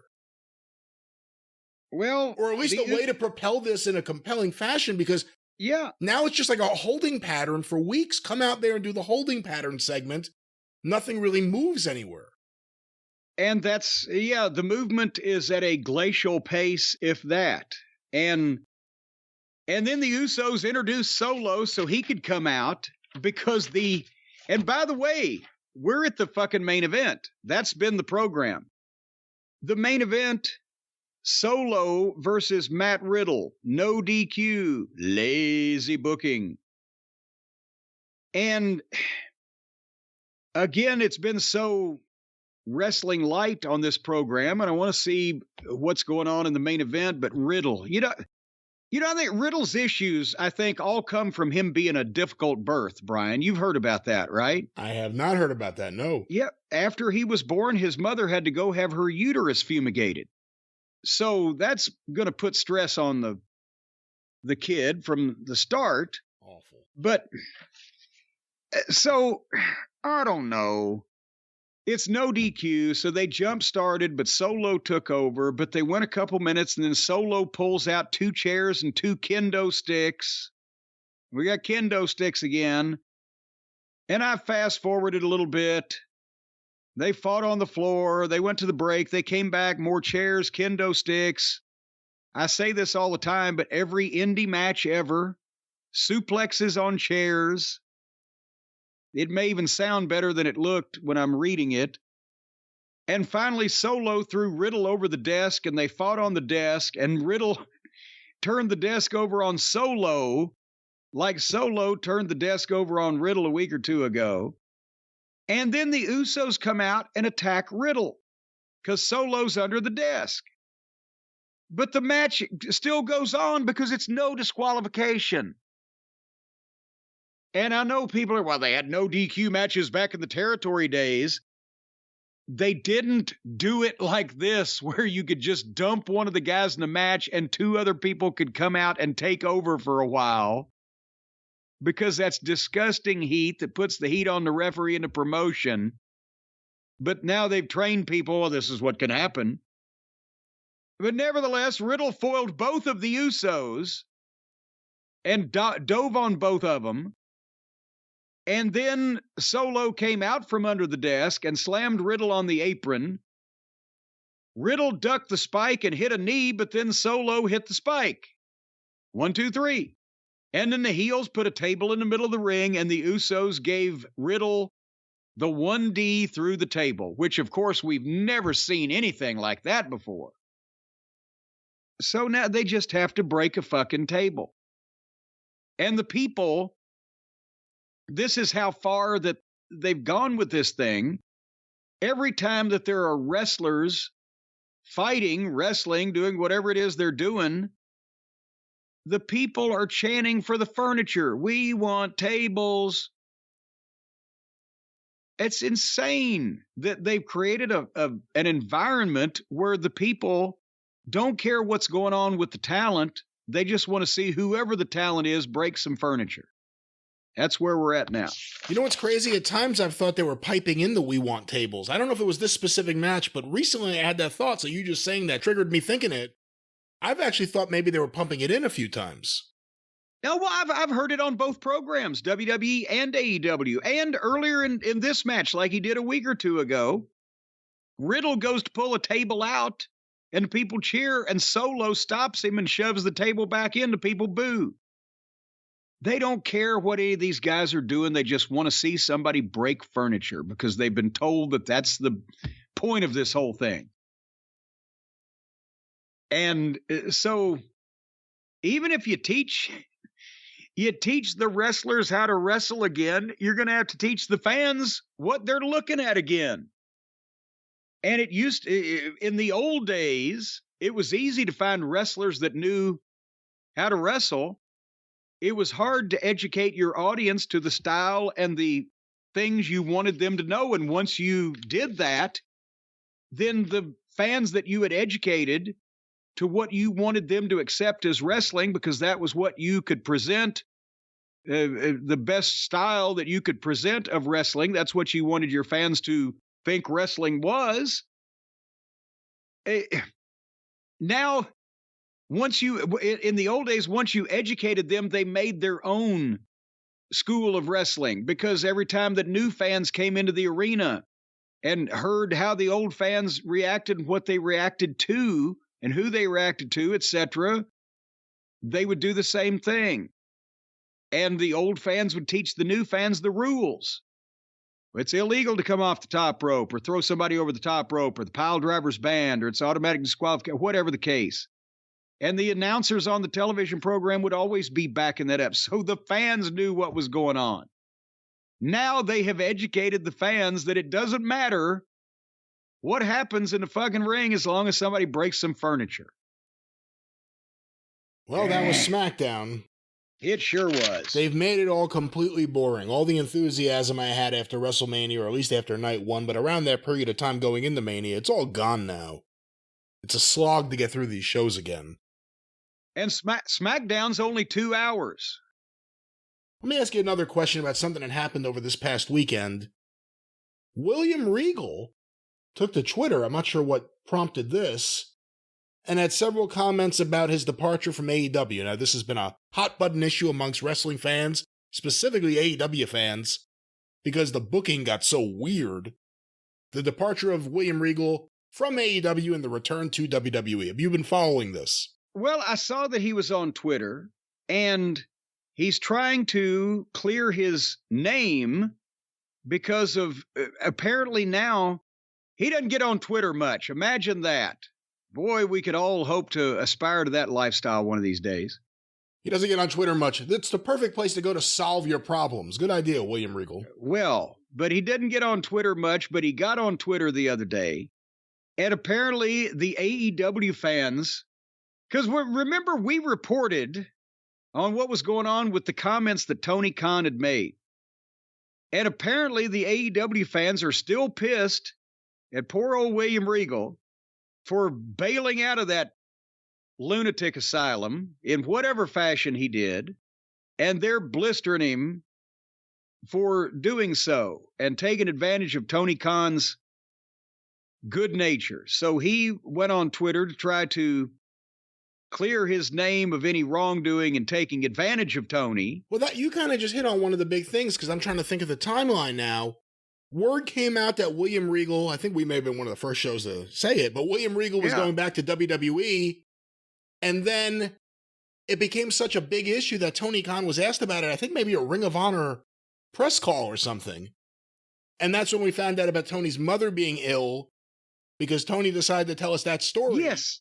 In conjunction with William Regal's departure story. And remember, it was one of those deals where Tony took 45 minutes to fucking say hello. He went around his elbow to get to his wrist, went back and forth, sub-referenced numerous things, and finally came out with that story. And we were remarking on that. But apparently, because of the story that Tony Khan told of how this all happened, that now poor William Regal is having to defend himself from the AEW faithful who are accusing him of taking advantage of Tony in a moment of crisis, which we joked about.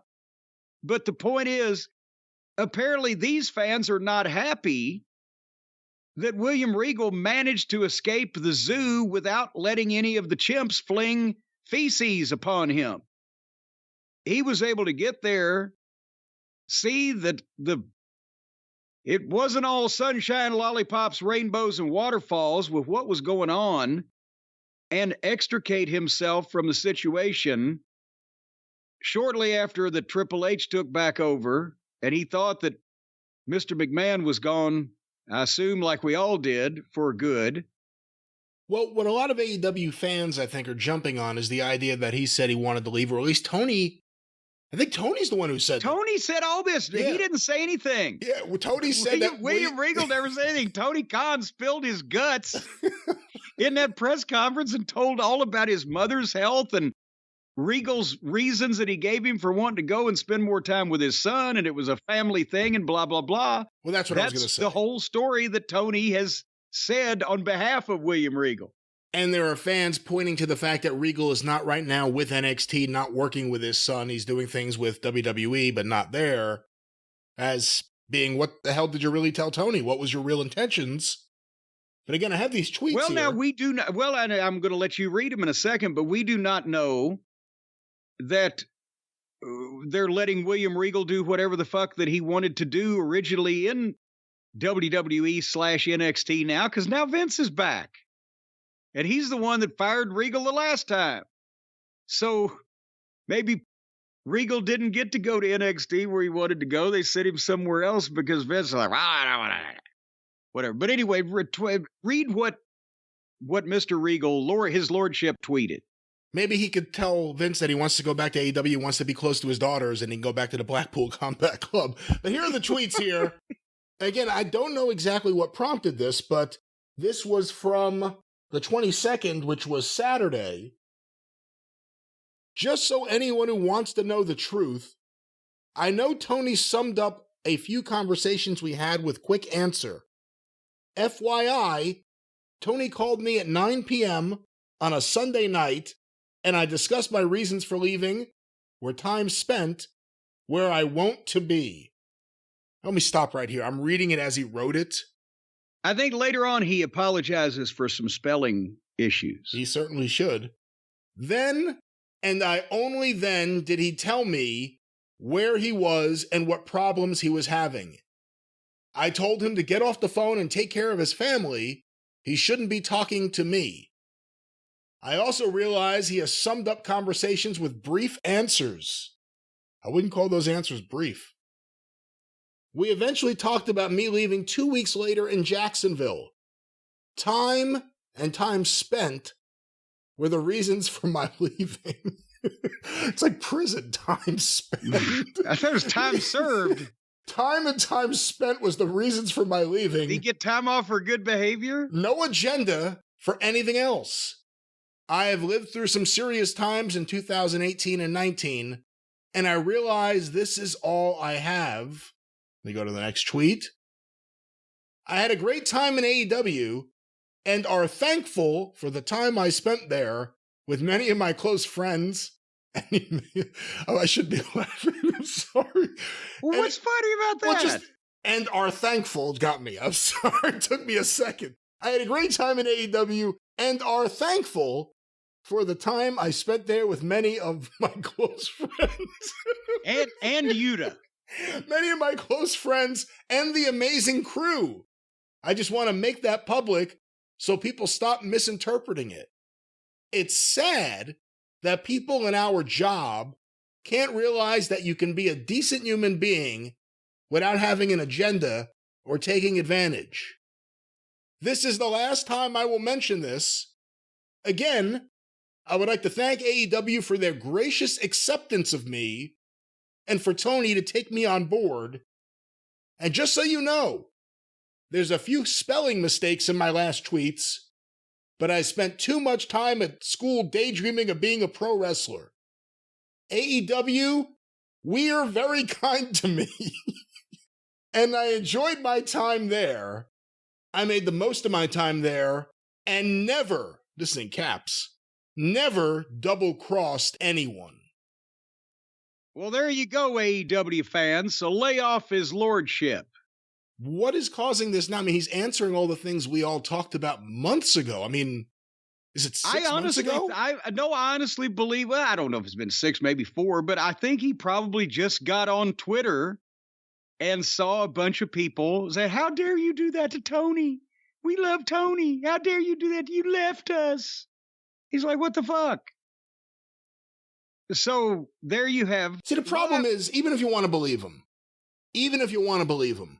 it's still like, here's half the story, and now I won't say anything else no matter what.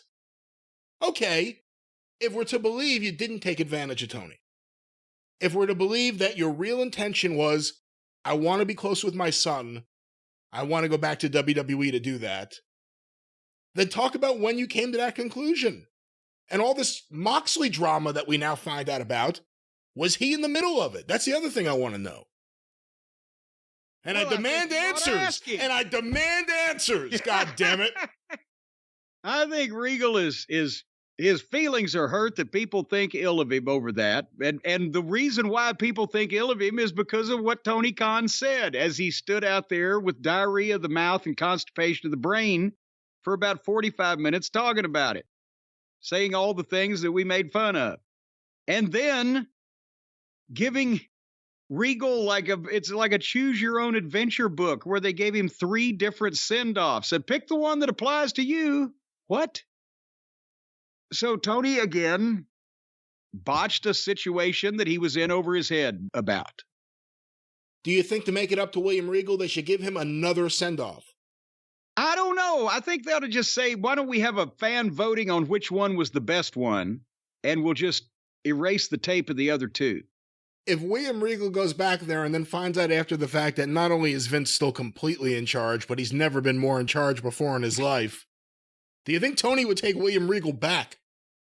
Only if his son comes with him. Ah, interesting point. The whole family. I think I ought to make a package deal.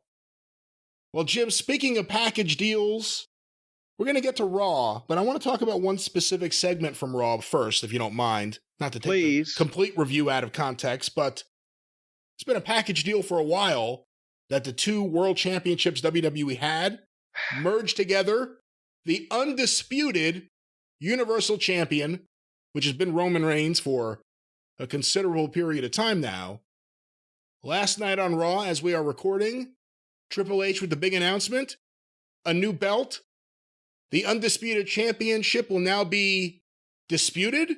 They're getting rid of the undisputed part of it. It'll be disputed again. They are introducing another world championship.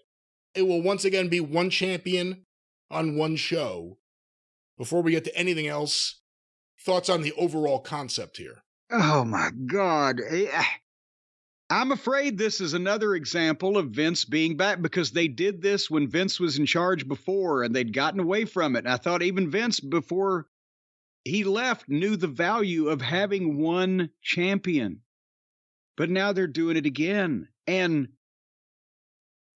Triple H came out and he actually tried, even if they were going to do this, is this the best reasoning, the best explanation that they could come up with? He tried to explain to the people why splitting the title, having another championship on another program is good for the WWE and the fans.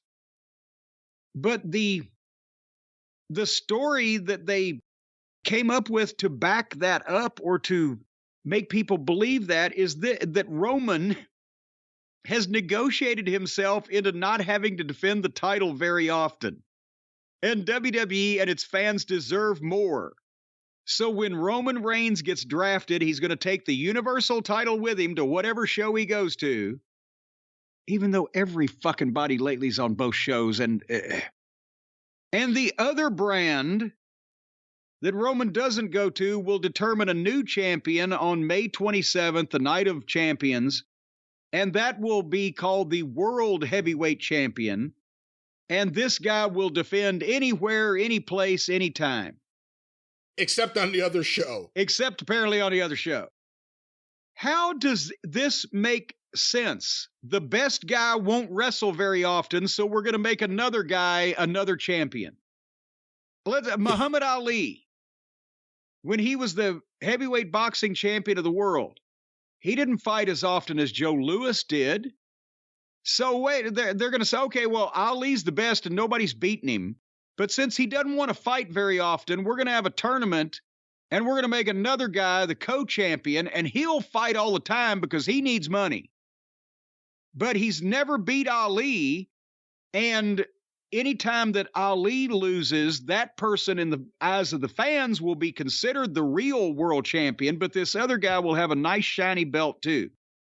Would that work? What about the Super Bowl? Who won the Super Bowl this year, Brian? By the way, that is what hurt boxing, was the introduction of multiple world championships. But the Super Bowl this year was one. Who won the Super Bowl this year?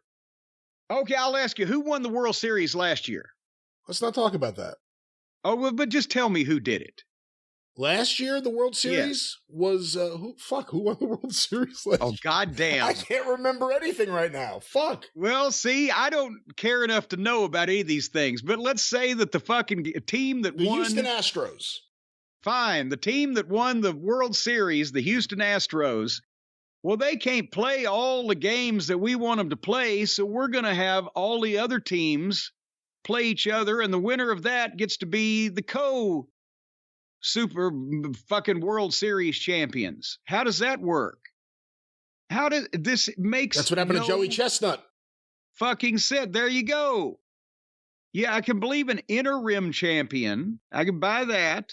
That's done in sports, even though Tony does it too much. I can buy a interim champion that will sooner or later be reunited with the main championship. But no, this is just for no reason, and the reason that they gave does not hold up to any logic or common sense in terms of the fans' enjoyment.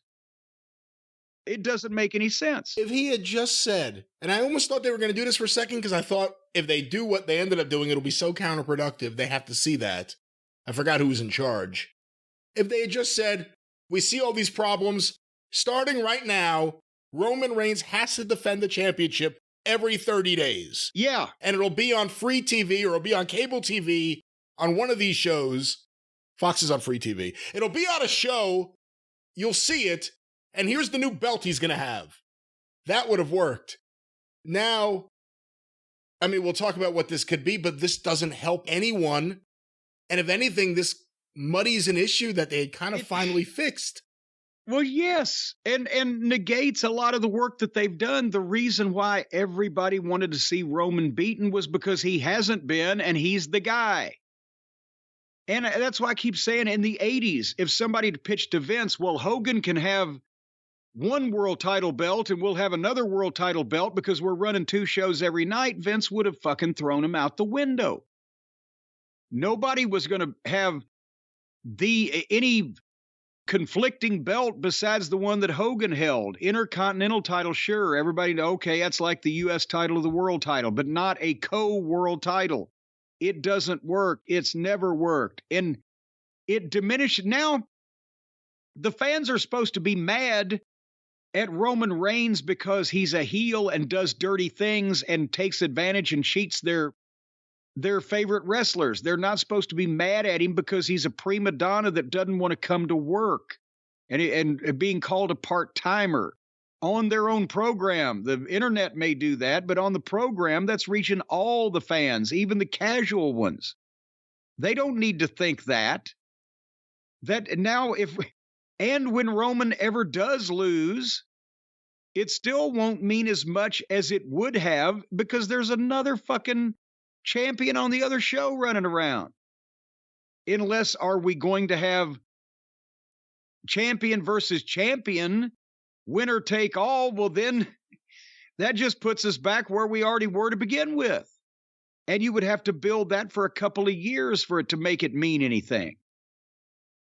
So it just, for a variety of reasons, this is ridiculous. And it wasn't explained in a way that any of the fans would. Everybody in the arena popped when he pulled the new belt out of the bag. But people like popping for things. That doesn't mean it's the right idea. Yeah, they just want to see the new shiny piece of jewelry. Quite literally, yeah. But I'm flabbergasted that they've worked this hard to finally establish one guy as the champion of the company, and it's obviously worked.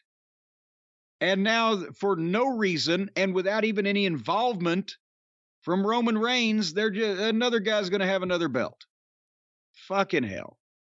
Let's talk about what this new championship, new belt decision means. For whoever wins that other championship, let's talk about someone who probably shouldn't win it. But a lot of people have pointed to this, Cody Rhodes. If the story is Cody chasing the championship that his father never got, what do you do now? Well, if you put this belt on Cody, then the fans will consider, well, they made a belt up to give it to Cody. I mean, I can't even think of how that would be the worst thing you could do to Cody Rhodes. If they were ready to see him win the big one, win the title that they took away from his daddy in the garden, slay the dragon that they had built in Roman Reigns, and he didn't. So even if they think that the idea is then, oh my gosh, Cody will have this belt and he'll establish himself for a year and then we'll have another match or whatever, fuck that. It will make it look like they gave Cody a belt because he couldn't win the real one. And that's just ridiculous logic. Do you think, and again, there's only so much we know about this right now, just happened, we haven't really talked to anyone, but do you think this is just, we don't want to take the belt off Roman for whatever reason, we want to break a record of what day he loses the belt or whatever it may be, we don't want to take the belt off him, but we also know we have him less and less? Make up your mind then. If you got him less and less and that bothers you, take the belt off of him and be done with it. But don't throw the baby out with the bathwater. Don't kill the champion that's over and his title for the sake of trying to make a new one. I mean, it's one thing doing this when the championship is weak. When you have a champion who's not doing something, not justifying doing it then, but at least then it's kind of like you're floundering. You have to try something. This is working right now. Roman Reigns is the champion and it's working. It worked up until about 2 weeks ago. I don't know. It might be on borrowed time now, but yes. And they have spent a long time to get here to this point. And that this harms all major championship reigns they're going to do from now on because, again, what the fuck? If a guy can be champion for 3 years without being defeated or whatever the fuck, but then they just make another title belt up and say, okay, somebody else can be another champion, then it doesn't make any sense. And I don't know why they think that they have to have the world champion specifically on TV every week. They need star power. They need entertainment value. They need something happening on this program. But it doesn't have to be the world champion. It was better when you didn't see the world champion wrestle except on pay-per-view and you only saw him come out and talk every so often. Then that creates more demand for that guy.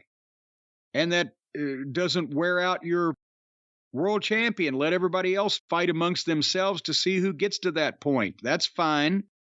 So if they make up a new one and he's defending, as they said, fighting anytime, any place, anywhere, then he's just going to be one of the fucking guys, and Roman Reigns is still going to be special because he has the real title that nobody's ever beat him for.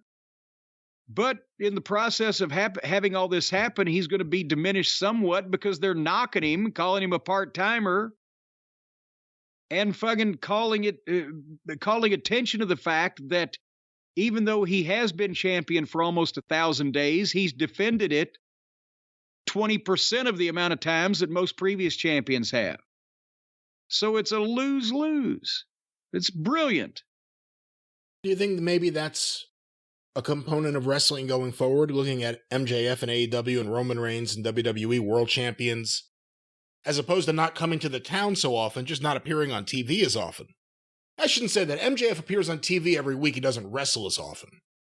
Well, sometimes, it might not be that he needs to be on although again, they're so short of talent. At least you got a guaranteed segment. But, the world champion can be talked about. The world champion can be featured in video packages. The world champion can be involved in a variety of things and be the center of attention without even being on the program, by virtue of the fact that everybody wants him and he's the guy. So, but if they just have whoever's going to win this thing, hopefully it ain't Cody, just then defend it on TV every week or every pay-per-view or whatever the fuck, it's another belt they can defend. But even this blasé fan base that's been told not to care about anything too much or believe in anything or take anything seriously, even they've got to be rolling their eyes at this, don't they? I don't even mean the smart fans on the internet. I mean just the average they got another world champion? And who are you supposed to put it on, like you said? I think it would hurt someone like Austin Theory or Braun Breaker if you brought him up and did something like that. It would hurt these young guys to have a new championship with no credibility. Yeah. Cody's the wrong pick, and we've discussed the reasons. Right. I'm sure Brock don't want it, and he's part-time anyway. Yeah, he's working the Roman Reigns. He invented the Roman Reigns schedule. Yeah, is this the Seth Rollins Memorial Belt? God, no. God, no. Please, no. Unless it means he'll be on TV less. But he won't be. No, he'll be on TV more. So no, can't do that. So, okay, there you go. So it can't be a young guy because it's a brand new belt. You need an established name to make it legitimate, much as we talked about earlier when Vince wanted Bret to work with Steve Austin and make him look competitive. You need to have a star that makes the belt. Brock Lesnar ain't going to take it. He ain't going to work a regular schedule. It'd be the worst thing in the world to give it to Cody unless they intended to, as I said, unify the thing down the road. And even then, that'd be stupid because they're already there. What do you think of Damian Priest? Well, no, because then that would just make it look like they gave a belt to a guy on the card, because I like Priest. I'm a fan of his and he's coming along, but he's never been viewed as a single world champion. And suddenly to do that would be like a Theory or another young guy. If a Randy Orton was ready to come back, how about that? That might work. I mean, it's still not a good idea, but Randy Orton is a guy who could certainly, he has the name value, the recognition, the star power, and he could work with anybody. So he could make something out of it, but I don't know. After that, again, who I say? Owens and Zayn are tag team champions. Oh, and the other question is, if Roman Reigns is still going to hold on to the belt for the foreseeable future, at least through SummerSlam, let's say, but maybe beyond that, does that mean this title is going to change hands more often? Or are you going to also have another champion who, like Gunther with the Intercontinental belt, to establish the championship, is going to hold the belt for a while? Well, you would also think that if this belt is being defended 2 or 3 or 4 times as often, that it would probably change hands more quickly, which once again would be a problem with establishing something as being a really important thing if it's just a hot potato that everybody can have. But then if they end up with a long-term champion, like you said, well, then they're in the same fucking position. Yeah. Almost like an irrational old man made this decision. Almost. Well, Jim, perhaps you're someone who works for an irrational old man. Perhaps you're someone who's told, get out of this building, by someone working for an irrational old man. Maybe you just need to sue.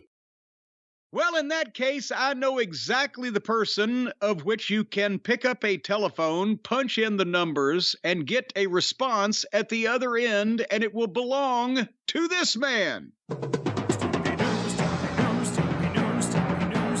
Call Stephen P.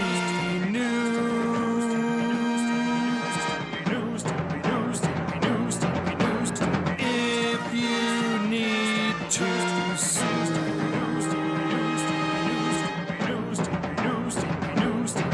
An outlaw mud show or two. Still to the rest.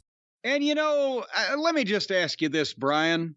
You've heard that it's a very charitable thing, a very Christian-like thing to take care of the least of us, the least amongst us, the poor people, the people with no breaks in life, the people that are deprived, the people that may not have their health. You know, health is everything. Hell, you got to have your health. They may not have their health. They may not have the resources. Stephen P. New sticks up for the little guy.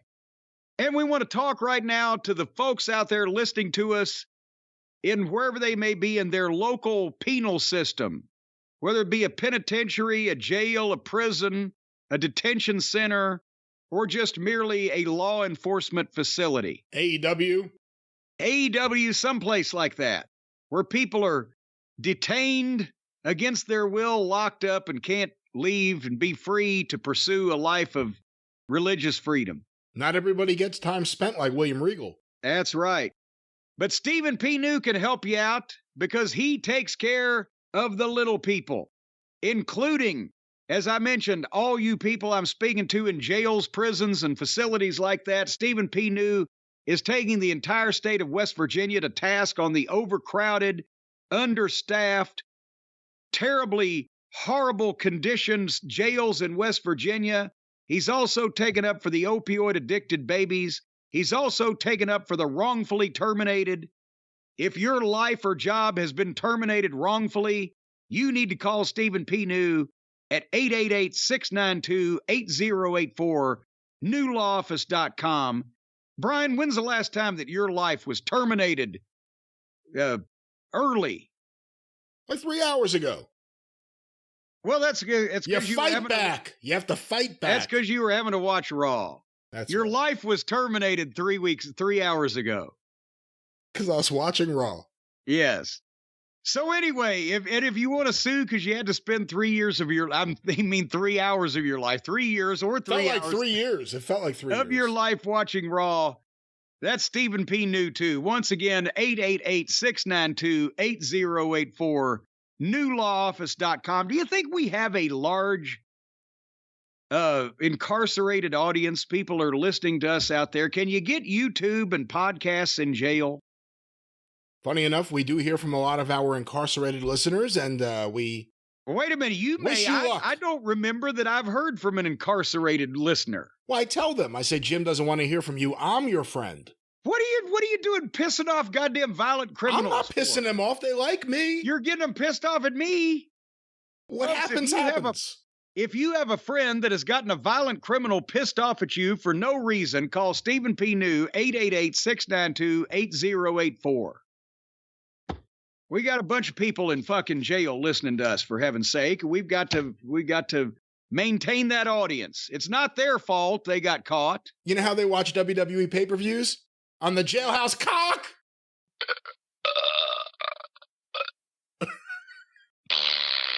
Okay. Okay.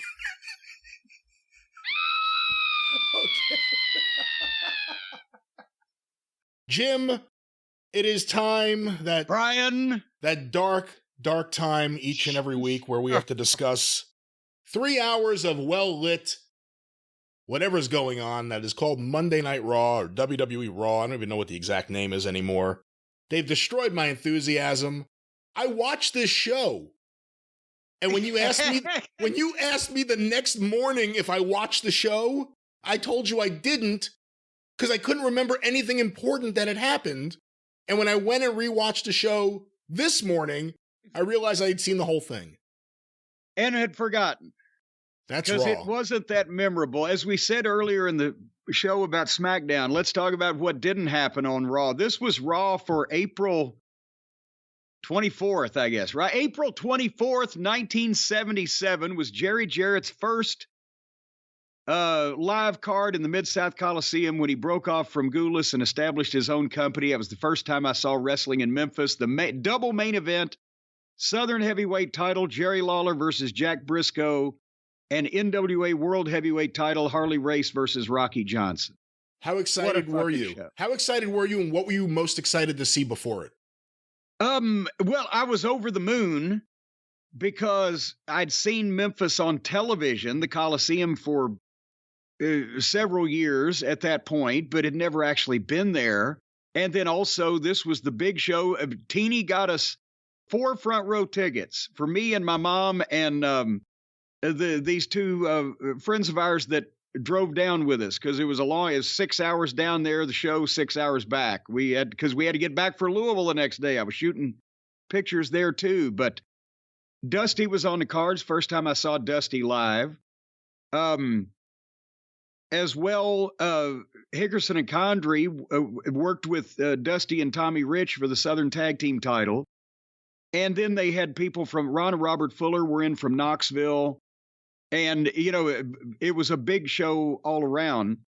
But I've still got, you know, the pictures I took that night. I was torn because I wanted to like Lawler and Briscoe the best, but Harley was so fucking good. And it was the best Rocky Johnson match I'd ever seen. Probably before or since, because it was for the world title. So everybody had their boots on. But what an event.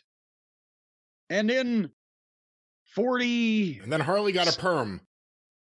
Well, but you can't hold that against him. It was the style. But 46 years later, we got 3 hours of conversation, well-lit conversation. That's what we ought to call it. On Monday Night Raw. In Chicago. Of all places. This was this was not the United Center, right? This is the Allstate Arena, which used to be the Rosemont Horizon, which was the wrestling building in Chicago for many, many years, as Joe Franklin would say. One of my favorite arena names. What, the Allstate Arena? The Rosemont Horizon. Oh, okay. What a cool name. Well, it's because it's in Rosemont. It's not actually in Chicago. But it's not the Rosemont Arena. It's the Rosemont Horizon.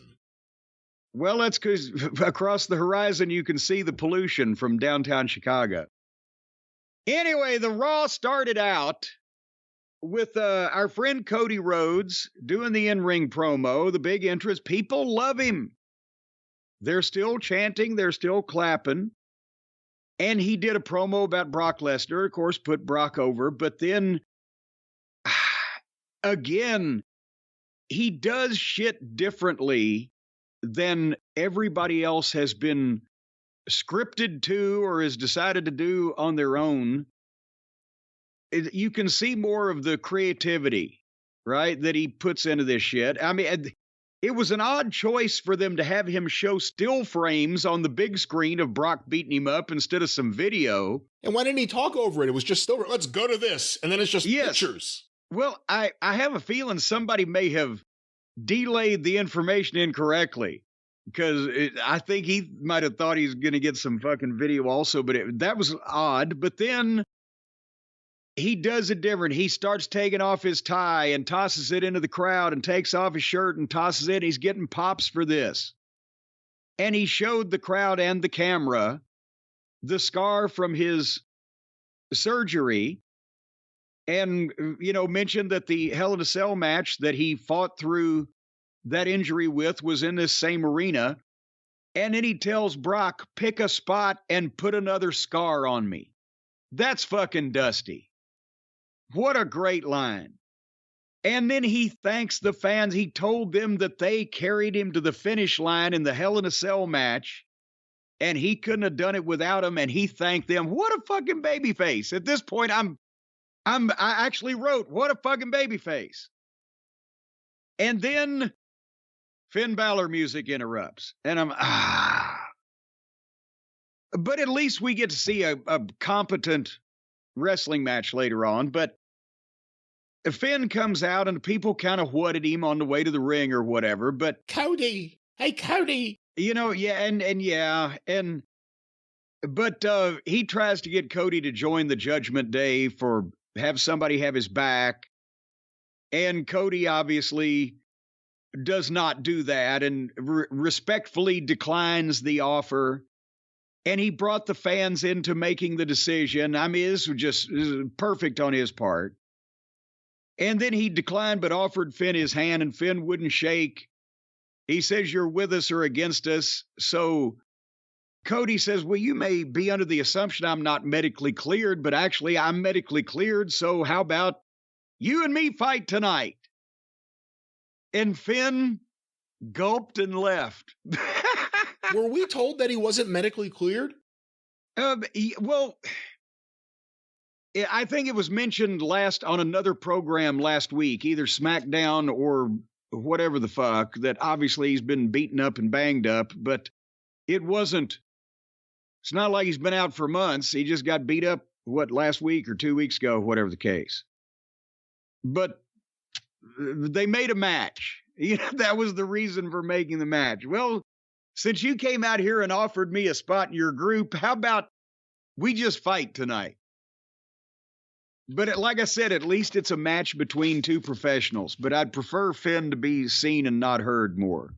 Well, your thoughts on the verbal execution of the elocution? It was the best of Cody and also classic Cody in that at times it just went all over the place and you're waiting for it to get somewhere. But every Cody promo, I mean, last week he had the line about growing up around cowboys. This week had the line that you quoted before. He's got at least one memorable line where he looks really serious and you believe him every single week. That's hard times, baby. Do you get a gold watch anymore? All right. Anyway, speaking of hard times, the times started getting harder from here to watch this program. The next segment, or the next thing, 6-man tag, the Usos and Solo versus Escobar, and the new LWO gimmick from 25 years ago that they have appropriated for the current, I guess it should be the loser world order though, shouldn't it? Since they haven't won a match since, I don't remember when they won a match. Escobar, yes, but not his stooges. But again, it's the bloodline. At least they've mixed this up, but we're always seeing the bloodline wrestle the Usos and Solo. We've seen them on every program, and we're seeing Escobar and his gang on every program. They've just mixed this up a little bit, and instead of the LWO against fucking the Judgment Day and the bloodline, and they've just switched places. You see where I'm going with this? It doesn't matter anyway, because they went a minute and went to the break. And when they come back, they go under 3 minutes and the heels win. The Usos and Solo, obviously. And they cut a 30-second promo where they're very upset about losing the belts, and their rematch this Friday, they're dedicating the win to Roman Reigns. So now they put his name on it. Again, I said the Usos are protesting a little hard verbally these days. Anything you care to comment on, just jump in. I'm running through running order. You've kind of hit on the main thing. You see the same people every single week that even if they're in a match you've never seen before, it feels like you've seen it every single week.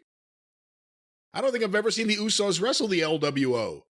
But I'm so sick of the LWO, who just all of a sudden appeared and became the LWO, and the Usos who just have to do something. And I guess, this Friday on SmackDown is the big match. Something has to happen there, but it's taken forever to get from A to B right now. I'm not sure that they didn't skip B and they just went on to C or D or something like that because it was more convenient. Anyway, did you notice when Bianca was backstage and smiling and cutting her promo with the lady interviewer, that when Bailey and Kai and Sky walk in to have their scripted interaction, the interviewer just disappeared. She was holding a microphone for Bianca.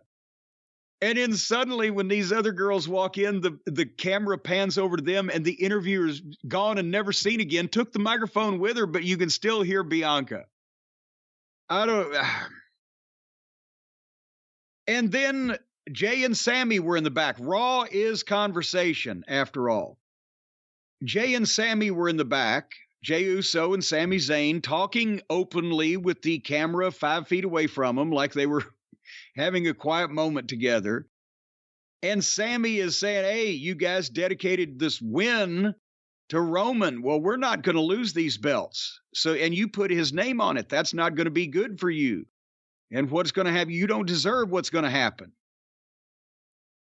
And again, is the story getting a little busy and bogged down and sidetracking now? It was clearly Sammy's our guy. We wish he'd turn on the bloodline. Sammy turns on the bloodline.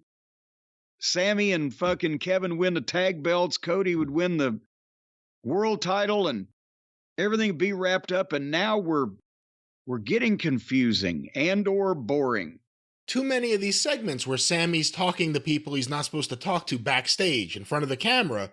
The first time it happened, it worked. Second time, it's like, okay, this works again. But now they're doing it like all the time. Twice on this episode. But how many times have we seen the Usos or Heyman have like conversations with Sammy behind the scenes? It's getting to be too much. I hope nobody tells the other people that aren't in these meetings that are televised what's going on. Trish was in the back talking to people. And then they had a match, and I thought, well, it's Shelton Benjamin and Cedric Alexander. I would watch this versus the Street Sweepers, except the Street Sweepers got the big entrance. They went to a break. They came back. Shelton and Cedric were in the ring, which is death and doom.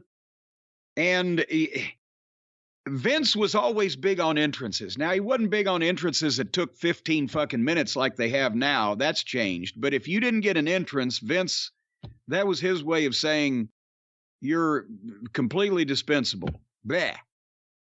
And then Ford beat Cedric in 2 minutes. So thanks for coming, guys. 6 minutes of matches in the first hour. When you say 2 minutes, you mean 2 minutes of actual wrestling or 2 minutes that we saw in between commercial breaks? No, I mean 2 minutes. They came back from the break, they rang the bell, and 2 minutes later, the match was over and Ford had won.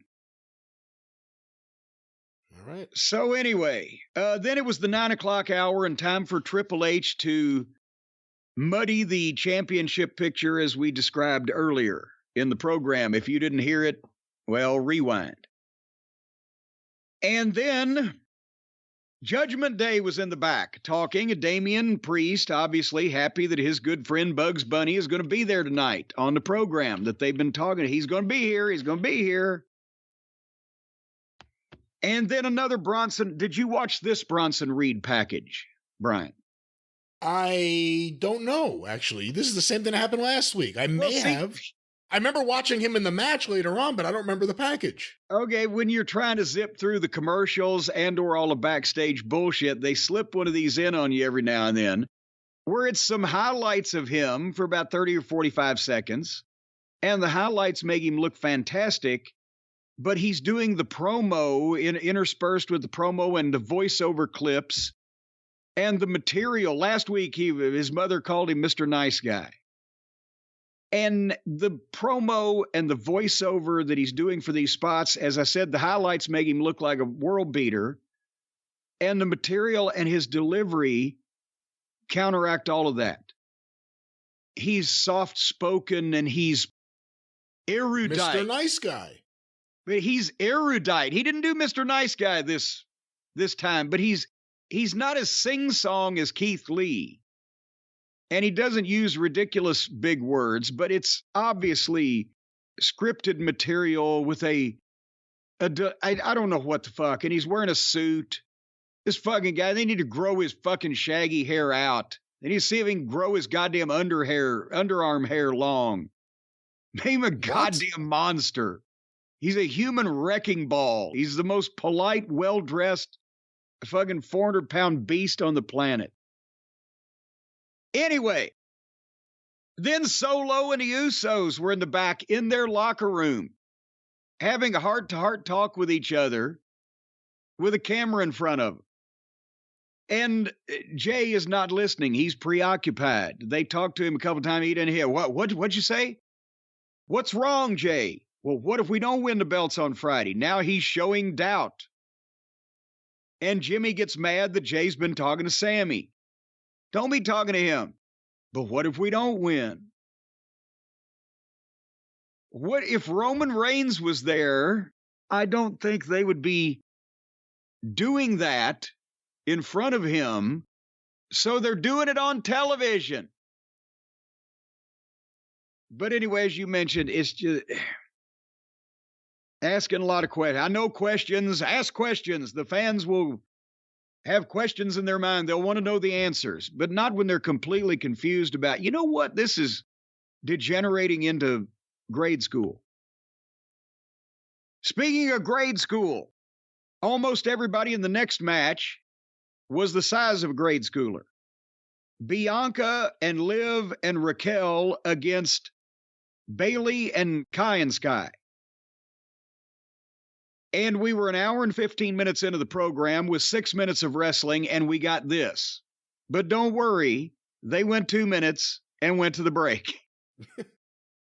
And when they came back, they went another 3 minutes and the baby faces won. So each girl and the sixth girl got 45 seconds, I believe, to... Austin Theory in the ring for a promo, plugging the triple threat match for the U.S. title between him and Lashley and Bronson Reed that we're going to have to put up with.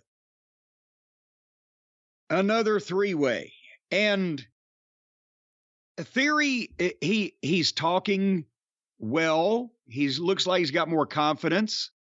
When the people got on him a little bit, he ad-libbed and buried him back and didn't lose his place. With Theory's promo, and he looked at the new belt that Triple H had unveiled and said he should be the new world heavyweight champion. And I wrote at that point, I said, I've been talked to death, but Theory's doing a good job, and he has heat from the people. He's having a little bit more fun, more relaxed out there. And then Lashley's music, and he interrupts. And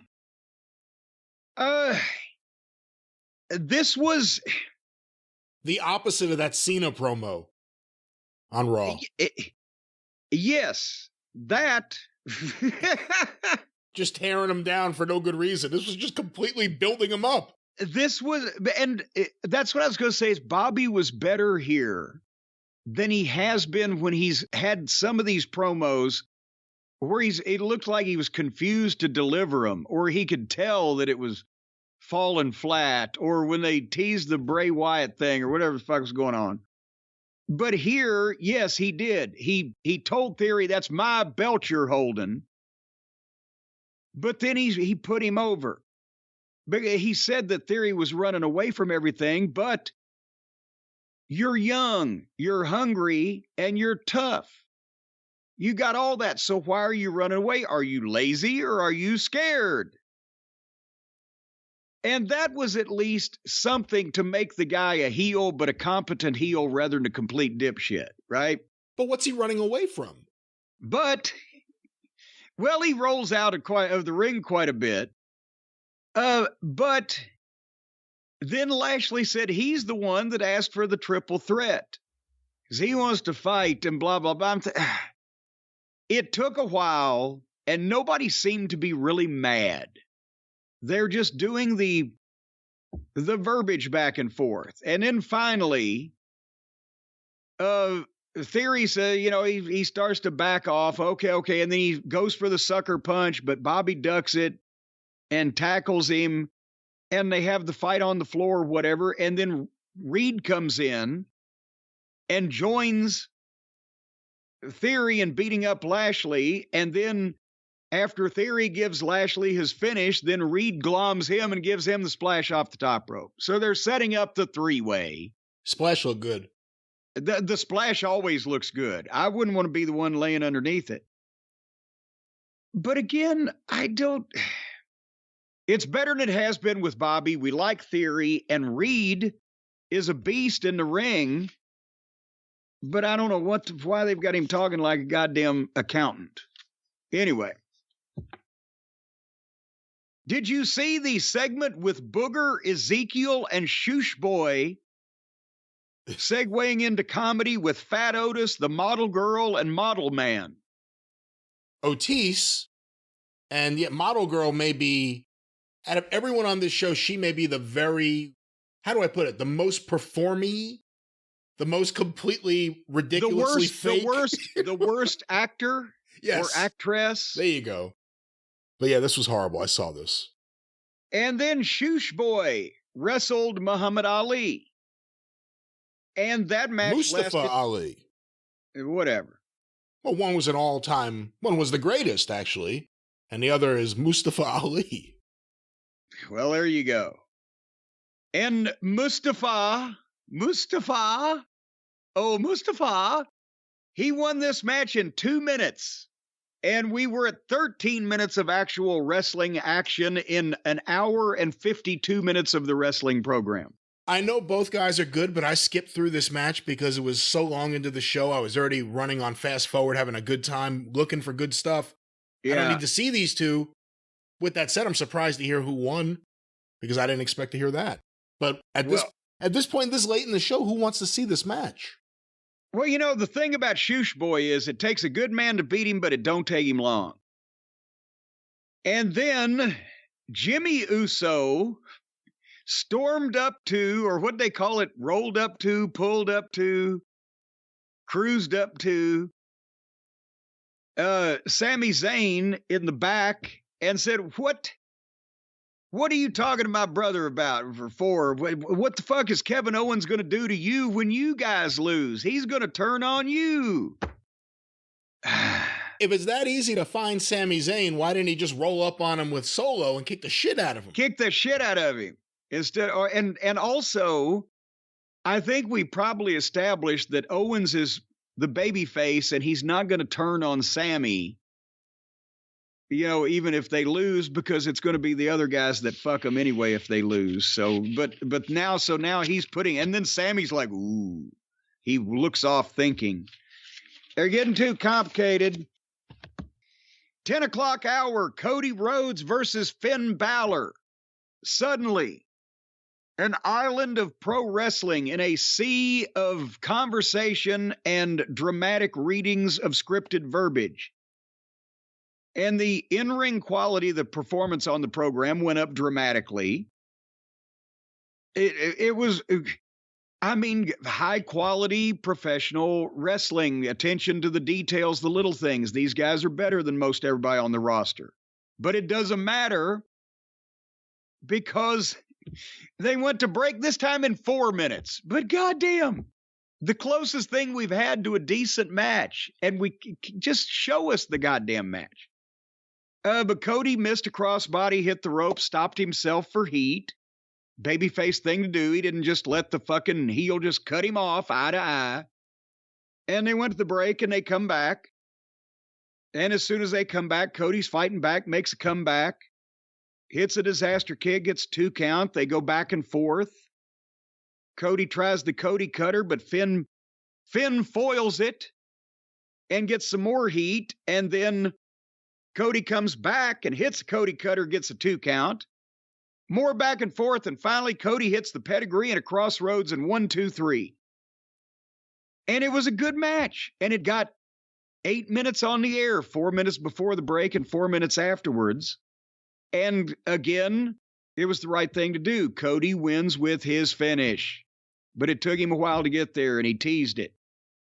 So, I guess 8 minutes for a, competitive match against main eventers is the least we can hope for, but they gave it to us. Your thoughts? It's almost like AEW right now. The Cody segments are apart from everything else happening on the show. Good matches, good promos, not always making the most sense. This is an all right match. I mean, I was already bored with this show so badly by this point. It was an all right match. And then Seth Rollins, our friend Franklin, did an in-ring promo. And then I wrote, there's less talking on C-SPAN. And he's trying to sell us this fucking white elephant of a new world heavyweight title belt, and goes over to the belt and says, some of us still want to fight. This is an opportunity to have a world heavyweight title. It's more about more than politics and part-timers. And that's where they're fucking up the whole reason they kept Roman Reigns undefeated, as we mentioned at length when we discussed Triple H's promo. But it's inexplicable. They're trying to shove this thing down people's throats like it's some kind of good idea, and that it would be valid if you sit back and the people who want to see this are the people who want to see another pretty belt. And otherwise, it makes no sense whatsoever. The reason for it or doing it in general. And then almost music plays, and here comes him and MVP, because we're going to be seeing Seth Franklin Rollins versus Almost upcoming at the big premium live gourmet restaurant quality limited edition event that they've got coming up. And I said, oh, fuck, I'm done, and skipped this. Did I miss anything? MVP did a good promo. You got to see a good promo about a bad match. You got to see Franklin in his nanny outfit standing face to face or face to belly button with Almost, and that was kind of cool to see. I'm intrigued by every time Almost has a match, I'm intrigued by what it'll be. I said the same thing about Brock. I can't wait to see him in Franklin. I think it'll be all right. All righty. Well, now back to the Bloodline and assorted babyfaces saga. Now Riddle and Owens and Sammy were in the back. And Riddle is driving Owens crazy by talking to him. And I can identify with that. I can imagine what that would be like. And Sammy comes in, and Owens, where have you been all night? I was talking to the Usos. And Kevin's like, why were you, and again, all night pointing at Riddle, like Riddle's been talking to me all fucking night. Why are you talking to them? Why do you care? They deserve whatever happens. Who gives a shit? And he walks off. And then Riddle tells Sammy that no matter what, don't worry, because Sammy and Kevin are bros, and they're always going to be bros, bro. That may be another reason I don't like this guy. And he referenced Randy Orton. He referenced his old friend who's not there anymore. Yes. Which perfectly sets up Orton turning on him when he comes back.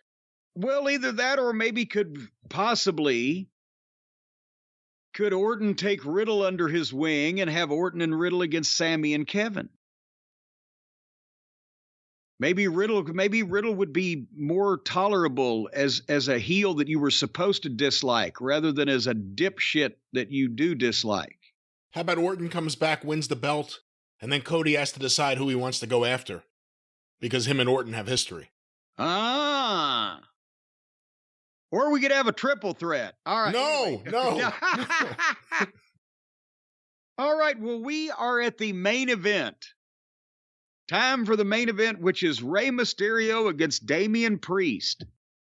And by the time we have set through the first 2 hours and 45 minutes of this program, featuring 13 minutes of mostly blah wrestling and 8 minutes of Cody Rhodes and Finn Balor, 21 minutes total in 2 hours and 45 minutes.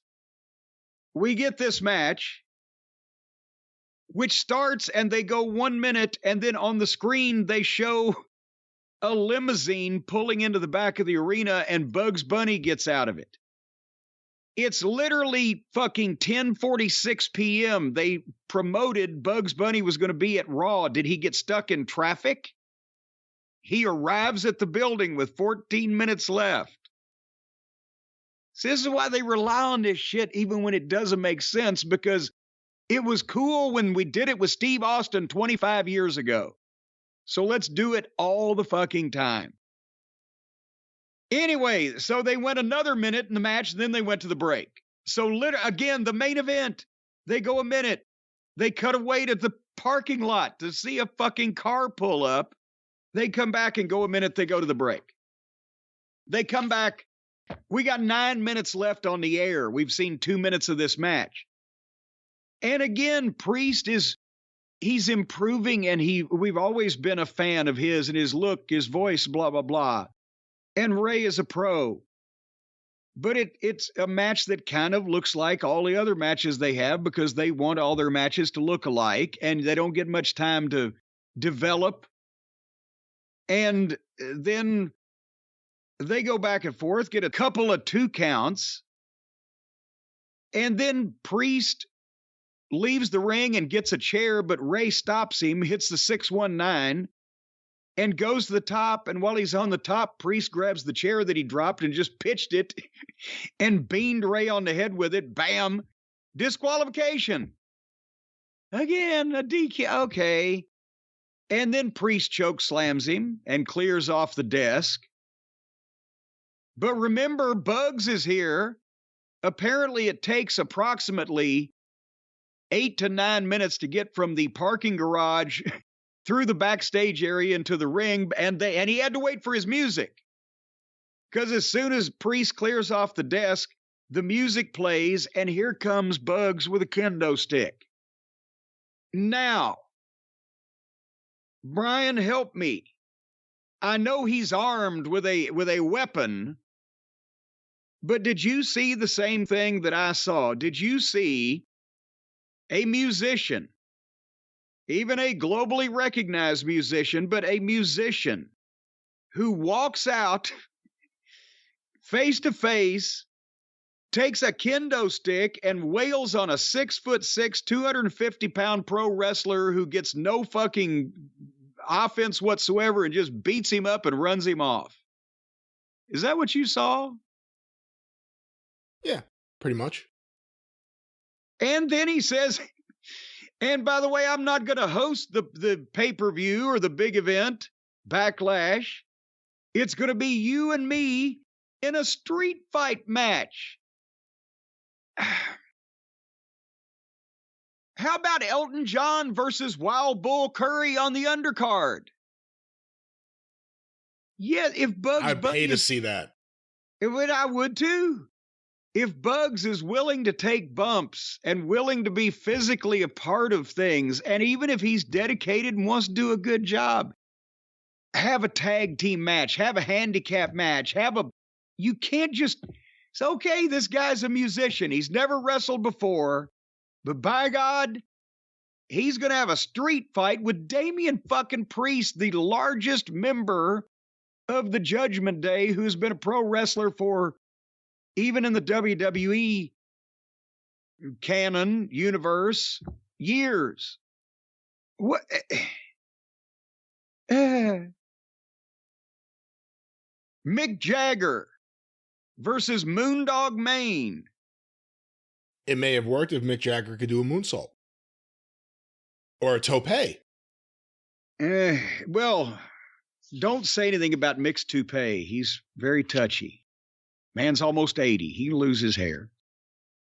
Well, that was Raw. Certainly was. Written by someone almost 80. I was chafed afterwards. Well, let's unchafe you with a few questions before we get out of here this week, Jim.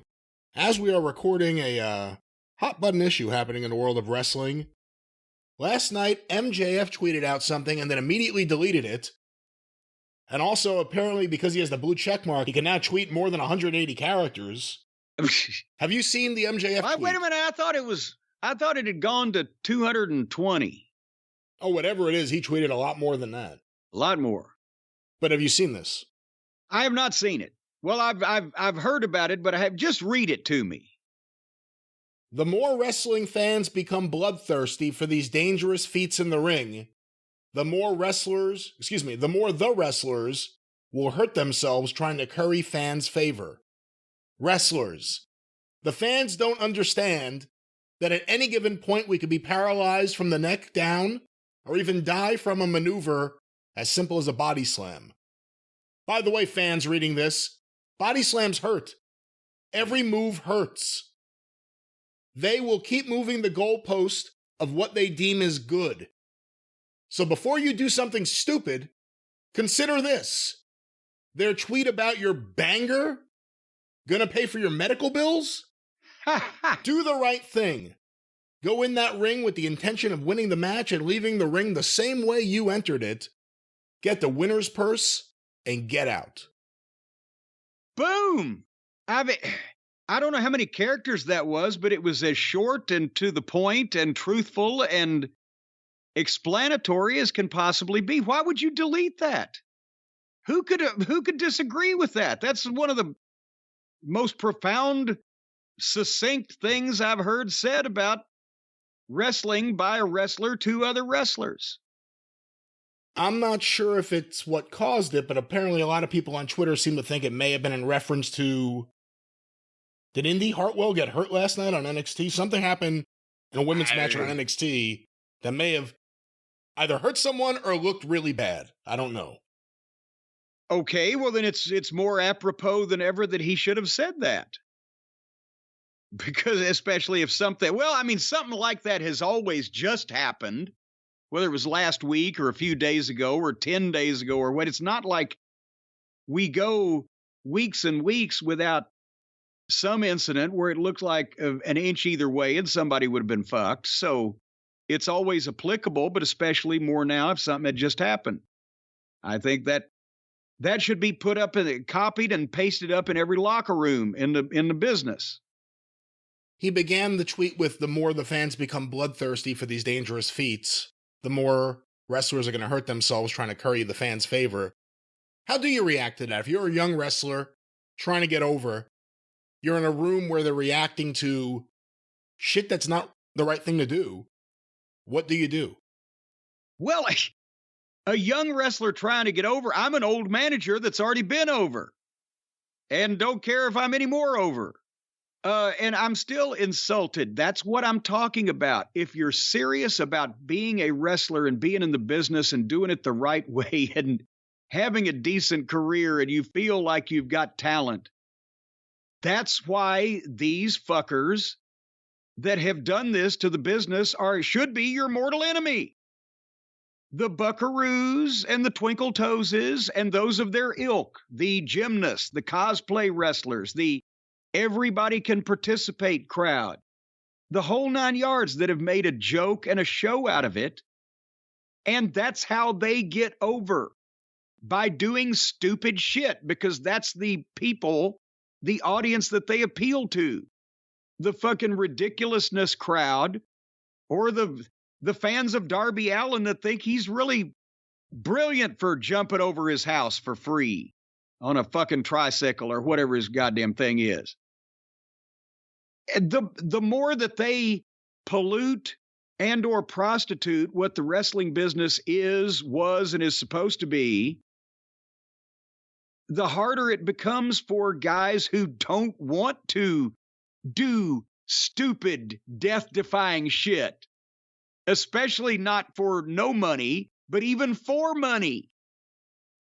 It makes it harder for them because the people have seen miscellaneous goofballs that they can't remember their name. They don't know what they look like. They couldn't pick them out of a police lineup. Hey, did you see the guy got set on fire on Twitter with a fucking baseball bat shoved up his ass?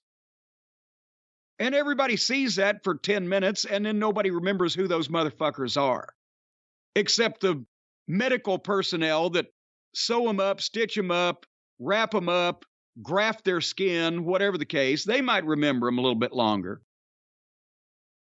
And then the fans go, okay, well, remember I've said in this show, they made them chant for furniture instead of wrestlers.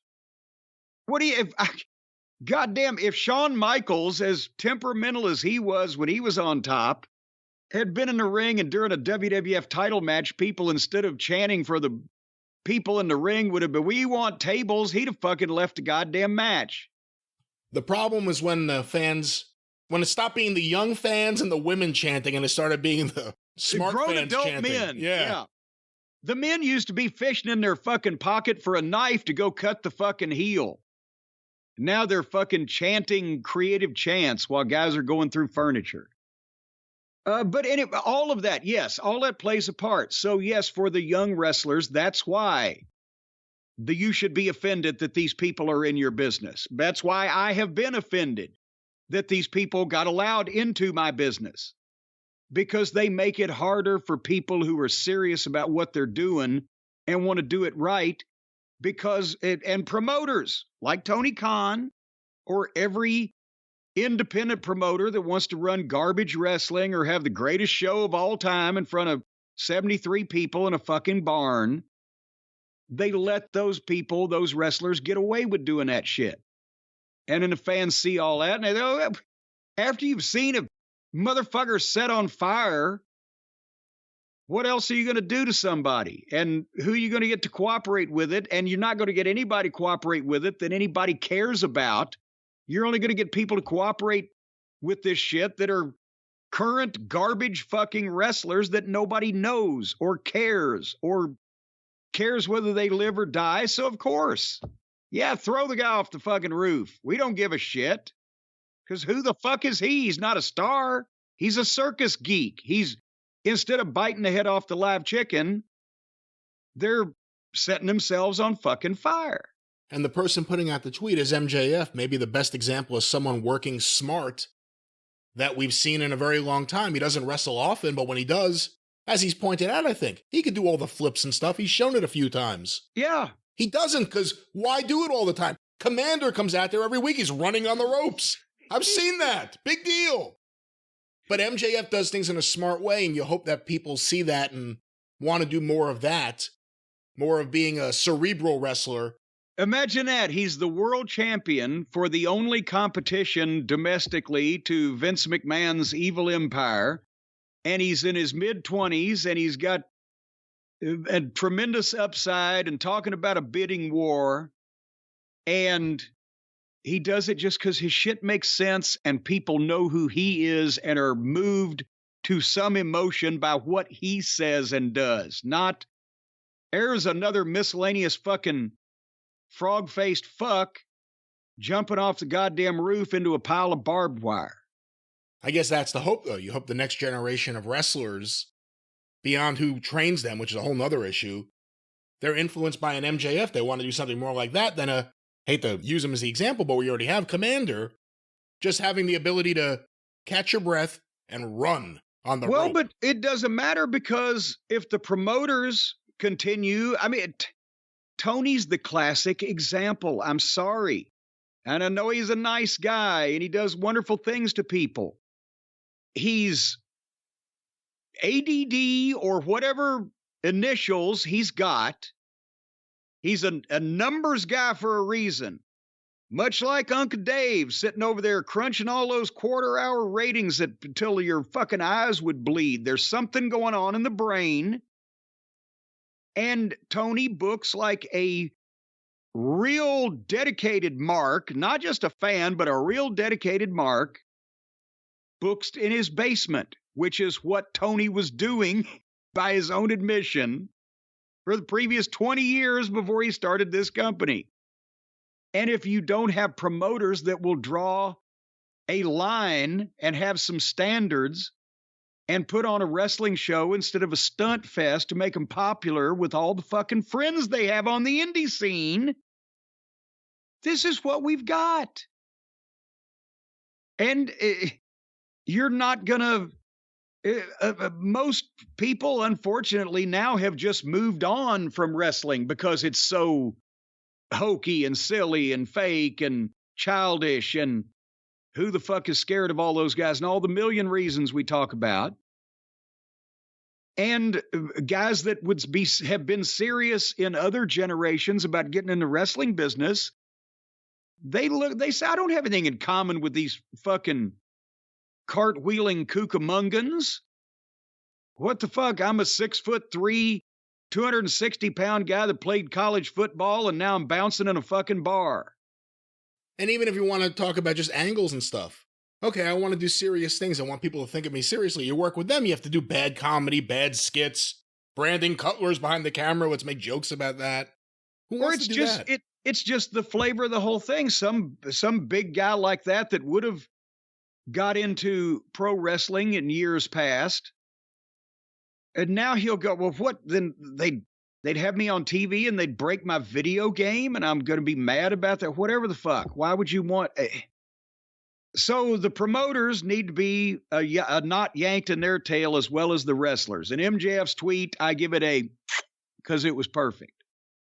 Well, Jim, before we get out of here, I did have another story. I'm going to go to this first. We do have breaking news. We'll get to that in a second. Uh-oh. But, Jim, this was tweeted to us on Twitter using the hashtag CornyDriveThru from Christopher Bennett. Could Jim please comment on this disastrous moment in the history of our great city? I have a tweet here from Louisville Business First. Iconic Louisville area business closing after 71 years. But drugs. Oh. And here's a quote. I've had so many people like, why don't you just leave it open and make it an ice cream store? But that's not what put butt drugs on the map. It really isn't. What can you tell me about butt drugs? Well, it's not actually in Louisville. It's a suburb of Louisville. It's over in southern Indiana, out in Corydon. And it's been there, as they said, for 70-something years. And the family I think the grandfather is the one. There's been some news stories on the closing recently here on the local news. The grandfather, his name was Butt, B-U-T-T. And old Mr. Butt started this drugstore, and it's in a little small town. It's on like the, Main Street of, you can imagine what the small town in the 50s, Main Street, southern Indiana looked like. And they had a soda fountain and an ice cream fountain, but they also had like the old time small town drugstores. You get your medicine and your prescriptions, you get ice cream, snacks, some grocery items. And they leaned into the whole butt drugs thing. They would sell T-shirts, their milkshakes were called butt shakes, and they had like multiple flavors of butt shakes. Nothing like a good butt shake on a hot afternoon in the summertime. And so, and now people are sad that the old place is going away. But the granddaughter, I guess, was saying that, the small mom and pop operations can't, make it anymore with the modern medical, the Medicare reimbursements and the big chain drugstores and everything. So they've made the unfortunate decision to close down. I guess now it makes a little more sense why people were saying you just stay open and do ice cream. Because everybody loves, they don't necessarily like going over there to get, remedies for their fucking crotch rot, but they love going to get a butt shake. All right, Jim. Well, let's go to some breaking news here on the show. What's happened? If we talk long enough, something will happen. Breaking legal news. Raka Khan has announced she's going all the way to the Supreme Court. Oh, boy. No, that's not it. That's not all it. All right. Although I'm sure it is. Has the complaint been amended since I've heard last? I have an article here from Bloomberg Law by Annalise Gilbert and Mike Leonard. Vince McMahon, WWE, sued by ex-writer over racist scene scripts. Oh, no. Don't tell me. World Wrestling Entertainment, Inc., Vince McMahon, and other executives allegedly discriminated and retaliated against a black female writer. Okay, I thought you were the writer. I thought it was going to be shit stain. Oh, come on. You thought he would sue? I thought you were going to say, well, yeah, a writer. Retaliated against a black female writer for objecting to, quote, offensively racist and stereotypical jargon, end quote, used in the scripts of black wrestlers, including Bianca Belair and Apollo Crews, according to the new lawsuit. Brittany Abraham's multiple complaints were ignored, and she was pretextually terminated from taking home a WrestleMania-branded chair. Taking home a WrestleMania-branded chair, according to the complaint in the U.S. District Court for the Eastern District of New York on Monday. They fired her because she stole a chair. Well, it's one of those take-home souvenir, gourmet, restaurant quality take-home chairs from the big pay-per-views. Right. Do they have extras of those lying around, or are they for the people who pay for the seats? I've got a couple here that they gave me from the warehouse. But I I don't think just every writer automatically gets one, but that does seem like something they would have just said, put that down. Just don't take that. Not, you're fired for stealing a chair. McMahon reinstated himself to the WWE's board in January and faces ongoing litigation stemming from his alleged rape and sexual assault of employees. The WWE recently announced its plans to merge with the UFC, which would create a $21.4 billion enterprise. Abrahams... Oh, go ahead. I was just going to say, backing up for a second, though, when in the complaint, we fixated on the chair, but instead she's mad because they were putting this verbiage in the script. I hate that word, scripts, but that's what happens when you let outsiders in the wrestling business. They use that terminology. It's the terminology they're using, though. It's not like she's invented it. That's what I'm saying. All these people, all the writing staff are outsiders, in my opinion. I'm not saying just her. Anybody that uses the word script in the wrestling business is an outsider. But nevertheless, I guess what I'm saying is, should she be the one to sue, or should Apollo Crews and Bianca Belair be the ones to sue? Did they say it, or when it was given to them, did they say, I can't say that shit? Or I don't want to, or what, and did they say it or did they not say it? And why wouldn't it be their problem they weren't asking her to say it? Abrahams began writing for WWE Smackdown and WWE Monday Night Raw in 2020, according to the complaint.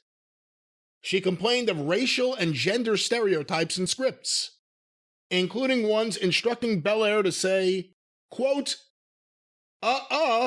don't make me take off my earrings and beat your ass. And Crews to Wait. Yeah, I'm reading that. I don't know what the problem with that is. There's some racial connotation there that I'm not getting? What?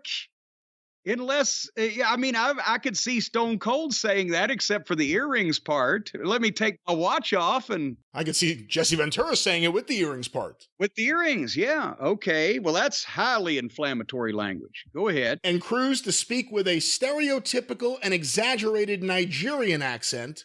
Well, now that was fucking ridiculous that he suddenly became Nigerian with a spear. They did everything but change his name to Spear Chucker Jones. For you MASH fans in the audience. But was rebuffed, she said. WWE didn't immediately respond to Bloomberg Law's request for comment. The next category here, the next heading, I should say, harmful stereotypes. She was allegedly subject to a number of racist pitches after complaining. On a Slack thread that McMahon and his daughter Stephanie McMahon were included on. Okay, help me. A place for all the writers and the McMahons to share ideas all at once. Online. Good Lord, thank God they hadn't invented all this shit when I was there. I'd have never got to sleep. Go ahead. Once again, McMahon and his daughter Stephanie McMahon were included on this Slack thread. Other writers suggested a black male wrestler should dress in drag. Only when a white writer noted that doing so could, quote, perpetuate harmful stereotypes that would offend viewers, was the pitch scrapped. Wait a minute. See, this is why it's almost impossible for me to have any sympathy for any writer in the wrestling business, because that's the whole idea of wrestling. Somebody should get offended and pissed off. But besides that, how is it different? How is it racist if you have a black wrestler dressing as a woman, but it's okay? How is that racist? Shouldn't that be sexist? Well, I think that just goes to stereotypes. White guys to dress as women? Well, what's the fucking stereotype? I don't know. Maybe the rest of this will clear it up. Me too. On another occasion, a writer allegedly proposed that a Muslim wrestler's secret in a script be... Oh, come on. On another occasion, a writer allegedly proposed that a Muslim wrestler's secret in a script be that he was, quote, behind the 9/11 attacks.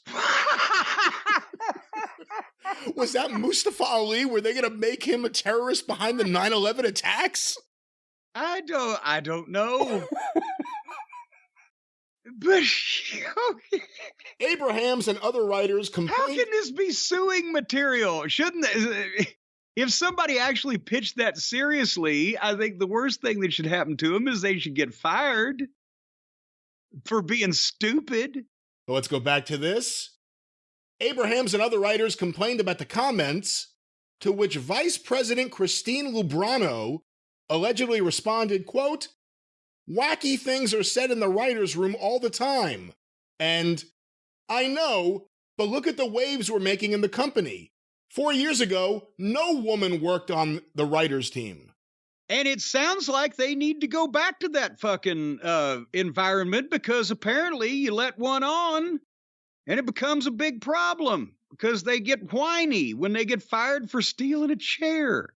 What in the world? Yes, crazy, stupid shit gets pitched all the time in booking meetings. I refuse to say the writer's room. Well, hey, but even if you have writers, if any of those people are comedy writers, those people pitch crazy, wacky shit. That's what they do for a living. Yes, they're comedy writers. And hopefully the person in charge, Vince used to be good at editing years ago when he had one of those wacky people on his staff.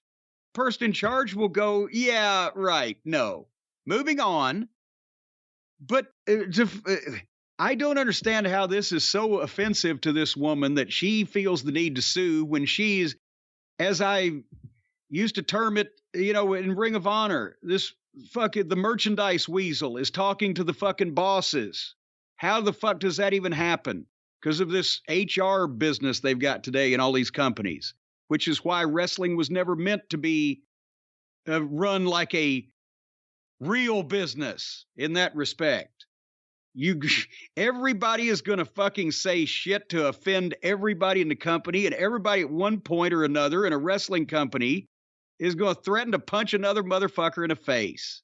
Get over it. Why'd she take a job in the wrestling business if she didn't want to hear shit pitched that sounds like what was being pitched? Because she didn't take a job in the wrestling business. She took a writing job from this major entertainment company. That's the way the WWE pitches it, and that's the way they try to pretend they see themselves. This is what happens. Then somebody ought to fucking get them for false advertising. Wait a minute, I thought I was going to write for fucking Universal Studios. Instead, I'm on the fucking Carnival Midway, ballyhooing the fucking fight. Abrahams continued to oppose racist, sexist pitches, she said, and was fired in retaliation in April 2022. Sounds like she was a pain in the ass that kept bringing shit up when other people were trying to do shit, and they said, you know what, we were a lot fucking happier when you weren't here. I don't know, I mean, look, if she was the only person raising an objection to the Apollo Crews thing, then that's a valuable voice to have there, because someone needs to say this is the stupidest fucking thing and counterproductive. Well, yeah, but it wasn't stupid because it was racist. It was stupid because it was stupid. And it wasn't going to help the talent at all. And again, who's going to listen to some miscellaneous man or woman that's never goddamn had any experience whatsoever or involvement in the wrestling business that lands in one of these jobs because they advertise in Variety or whatever? When you're talking about it, I don't understand why any field of endeavor it tries to attract people to orchestrate it or write it or produce it or whatever that have never been involved in it before, but it's the biggest company in the world that's doing it. She is seeking reinstatement, damages. She wants to go back where she was so miserable. So they will continue to pitch shit that she doesn't like. She is seeking reinstatement, damages, declaratory judgment, and an injunction restraining defendants from engaging in such unlawful conduct. Well, how the fuck is that? Okay, they're going to call each one of the writers in and say, now here's some things that you can't say anymore. What? Yeah, why wouldn't they just say, okay, we're going to fire the writing team. Now we're going to go back to a booker. That's all you have to do. But the final subheading here, McMahon controversies. McMahon left the WWE board in mid-2022 after nearly 4 decades in charge while facing sexual assault and hush money allegations. But he stormed back to the helm in January when he used his majority voting control over the company to name himself chairman again. The corporate coup reinstated McMahon as the head of as the head of a WWE royal family that includes his daughter Stephanie, who stepped down as chairman and co-CEO in January, and son-in-law, the former wrestling star Paul Triple H Levesque. The surprise move drew a wave of shareholder lawsuits challenging bylaw changes McMahon pushed through that would allegedly have stripped power from the WWE board. After McMahon walked them back, several of the cases were dropped, although litigation is ongoing over the assault and hush money claims.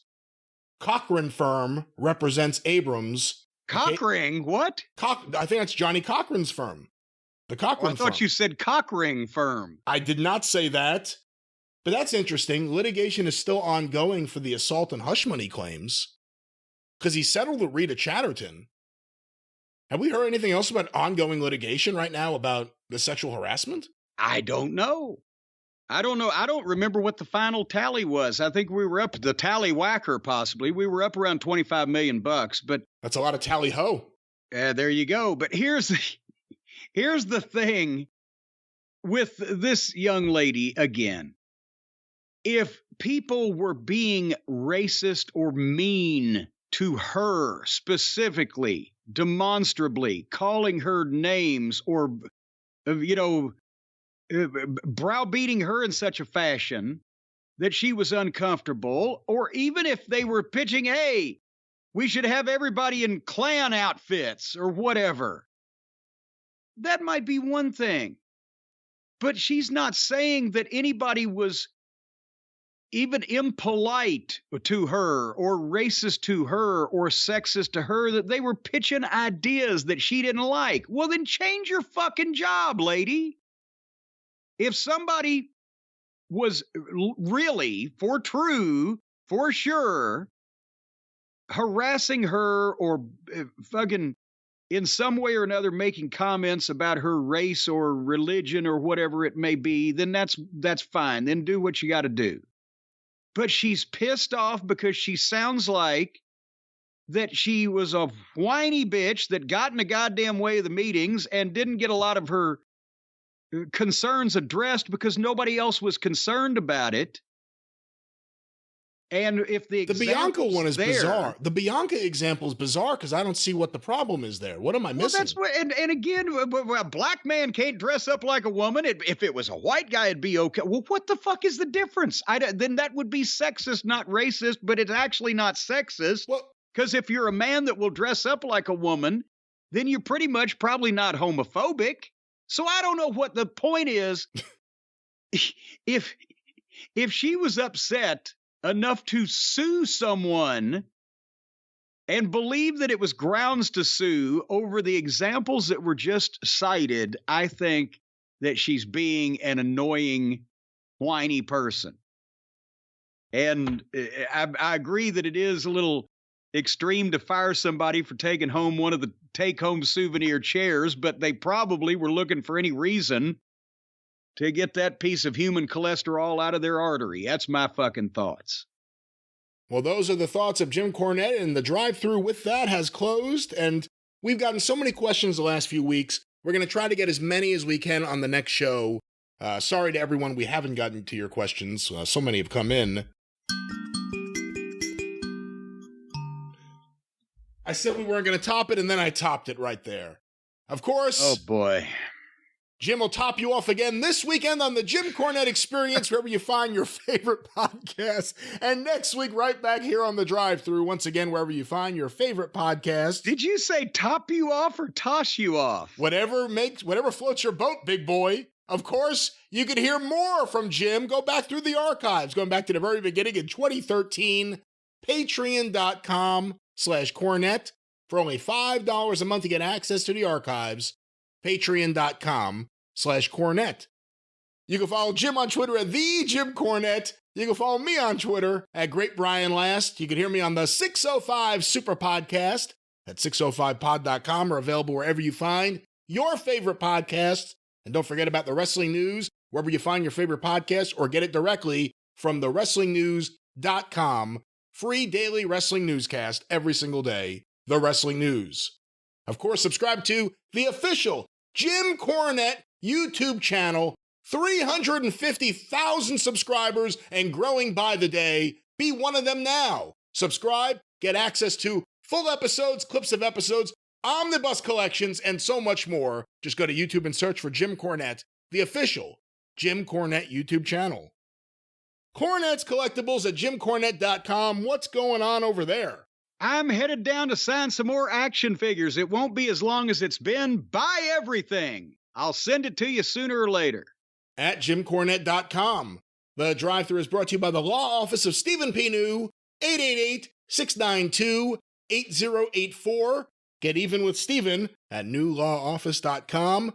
But until this weekend on The Experience, and next week right back here on the drive-thru, for Jim Cornette, I'm the great Brian Last.